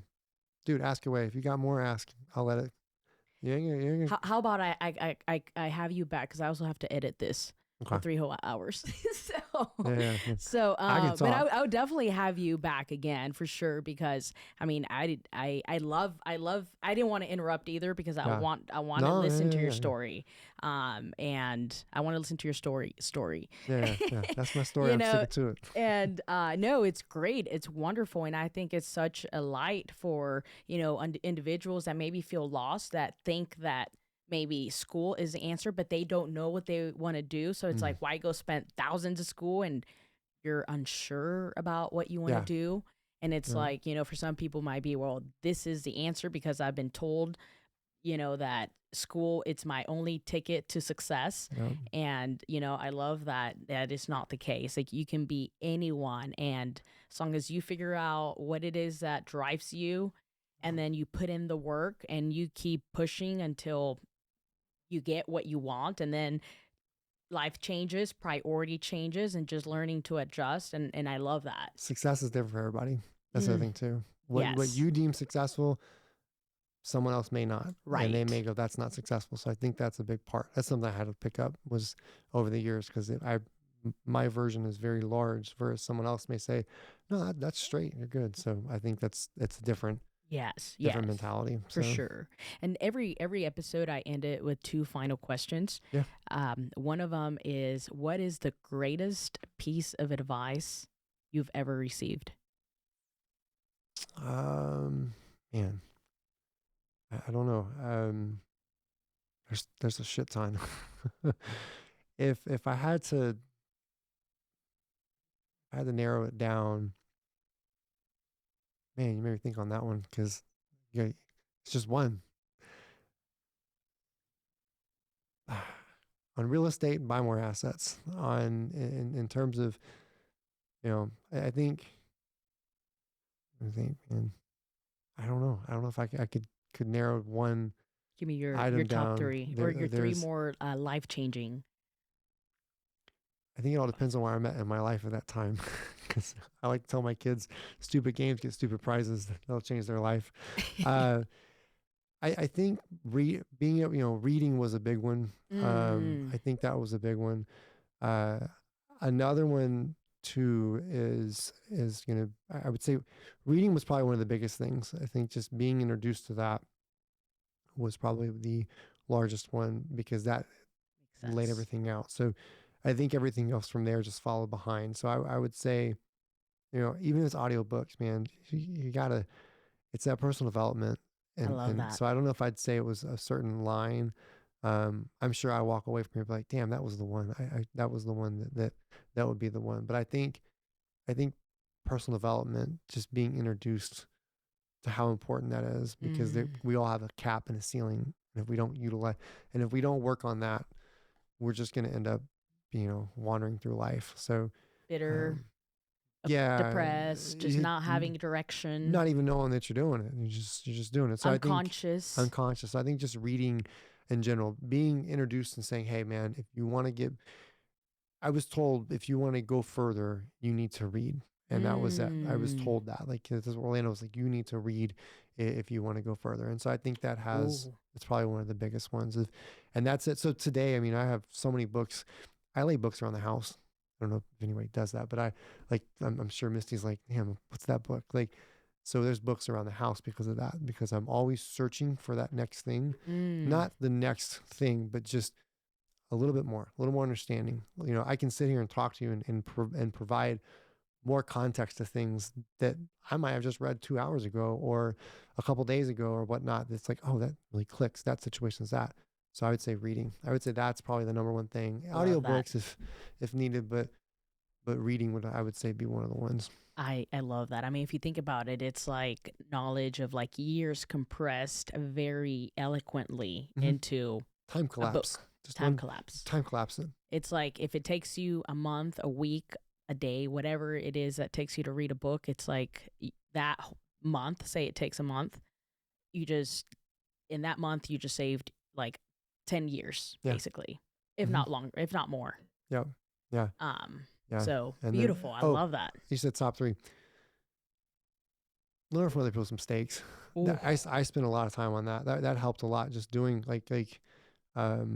you know, and you actually, whether you know it or not, you see me go through that process when, you know, just Jiu-Jitsu wise, like if like, you know, I know you're training with, you know, Danielle, but like, it's like, you see me, like I'm learning from his mistakes, the shit he's done that he's already done. I'm learning from that. I'm like, okay, yeah, don't do that. You know, why reinvent, if it's fucking working? So let's go ahead and figure that out. So that's, I would say another one is just that. So read a lot, you know, and then on top of the reading, if you are not reading, it is forced illiteracy. I remember being told that. You are forcing yourself to be illiterate. Ooh.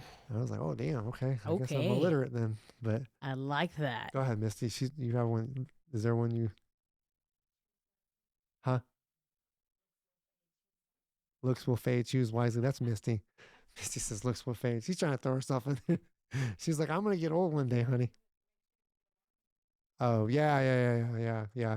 Getting along with your spouse can go a long way because they'll fuck around and end up putting you in a position where you don't get to do anything you wanted in life. So yeah, that's a huge one. So I was just thinking success and growth. I wasn't thinking marriage, but definitely choose wisely. We make jokes about that all the time. Yeah, definitely. I would, everything you're saying is gold, because how are you gonna, I mean, if you don't have a supportive spouse, which I've been there. I mean, Logan is the complete opposite of even my ex. I had an ex, somebody that's not supportive, and then somebody that's like 10,000 times supportive. And so having that just experience, it just makes you, had I had Logan from day one, I probably wouldn't have appreciated him as much as I appreciate him now.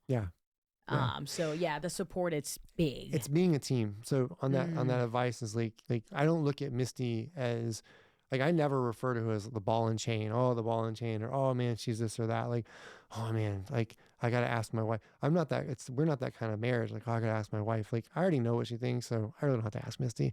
You know, it's like the same thing. So I look at Misty as a teammate. So that's what, choose wisely. They need to be a teammate. It needs to be someone you're actually like. You're a team. Like it's me and her. That was one. There you go. That's so on your point, Misty. If you said choose wisely, it's me and you against the world. I used to hear that from Orlando a lot. It's me and Serena against the world. I love that. So hearing that growing up, I was like, all right, it's me and my wife against the world. Well, ex-girlfriend, you're out. I love that. I need a better partner.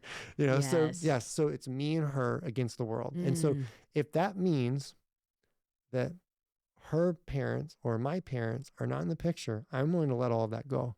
I'm fine with that. I will lose every family member over me and her against the world. I will lose anybody against that if it's not in line with what I want. And if it's it. So I would say read. It should be your wife as a partner or your spouse should be a partner that's you and them against the world, and it's nobody else. This is Jay-Z. That's Jay-Z and Beyonce, the blueprint. So, and then model whatever it is that you want to achieve. Model whatever you want to achieve. Those are bomb answers. And my final question is, what is your personal definition of happiness? Everybody has different. Things make people different things make people happy. I agree with Tony Robbins on progress. Um, I've experienced time where I'm not progressing in life and I'm unhappy, and or you hit a certain point and you think you've made a certain amount of money, you've gotten certain material items, you've hit certain goals, and you're empty. And it's a really odd feeling to get there. And I was warned of that Mm. too. Um, so I think progress is what it is. And so Mm. I think that that progress could be a numerous amount of things. Time, I value time so much more now. And so I think happiness to me is being able to spend that time the way that I want it Mm. and making progress at the same time. So Wow.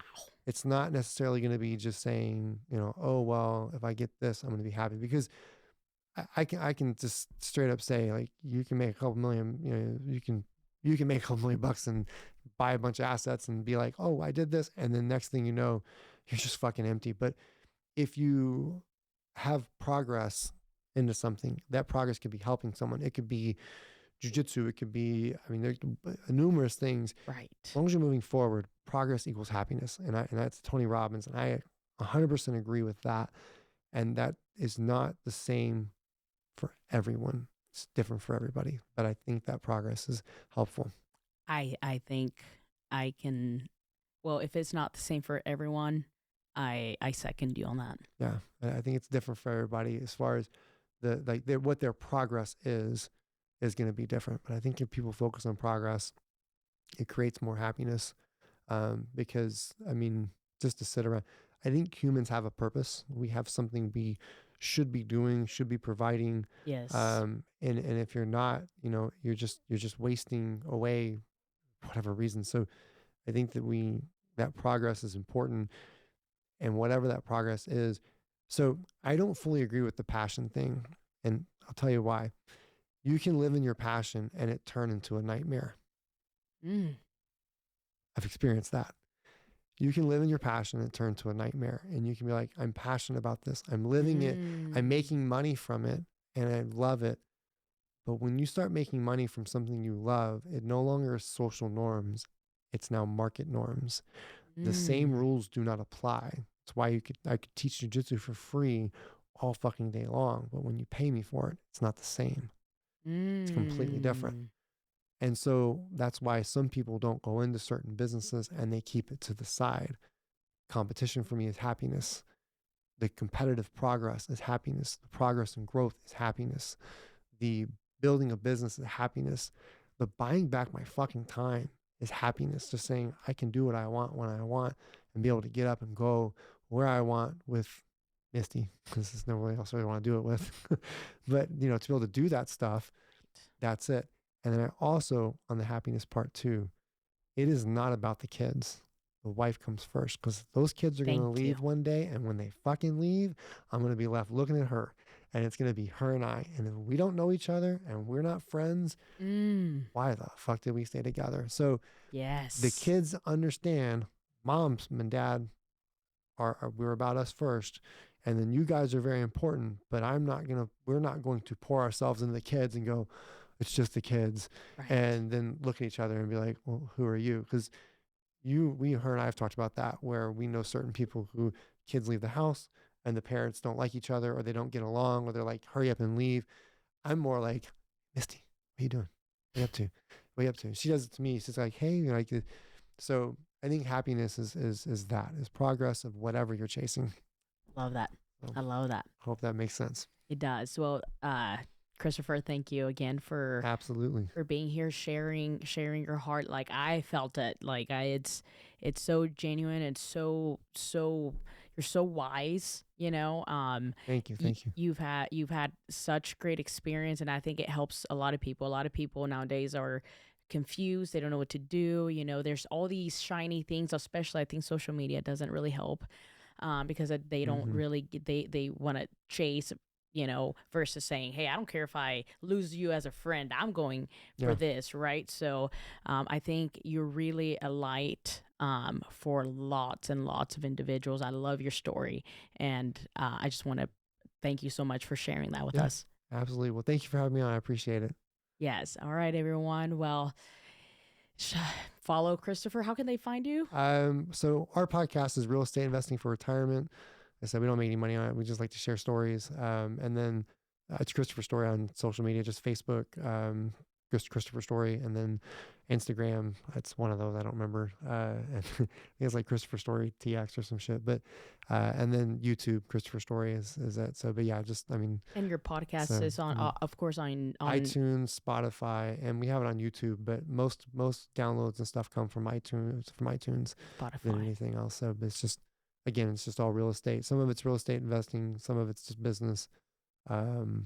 I like looking at other businesses to see what they do because that's where you get a lot of ideas. So yeah, Yes. that's how to follow us. Talk about, a bridge modeling. I mean, you have somebody here that's put in the hard work, the grind, and has created people in the past created bridges for you, and now you have created those bridges for others. So, check it out. Your very last one, you said advice. You have to help the next person. Oh, that's it. So boom. There you go. I'm leaving it at that. Boom. I'll drop my mic on drop. that. On Yes. that one. You're responsible to help the next person. Whatever you were given, you got to give it back. Say no more. I was told that. I was actually told, I'm helping you. Randy's like, I'm helping you. You've got to help the next person. Ooh. And if you do that, that's my payment. So that's my story and I'm sticking to it. All right, everyone. Thanks for joining. That can't get better than that. Thank you.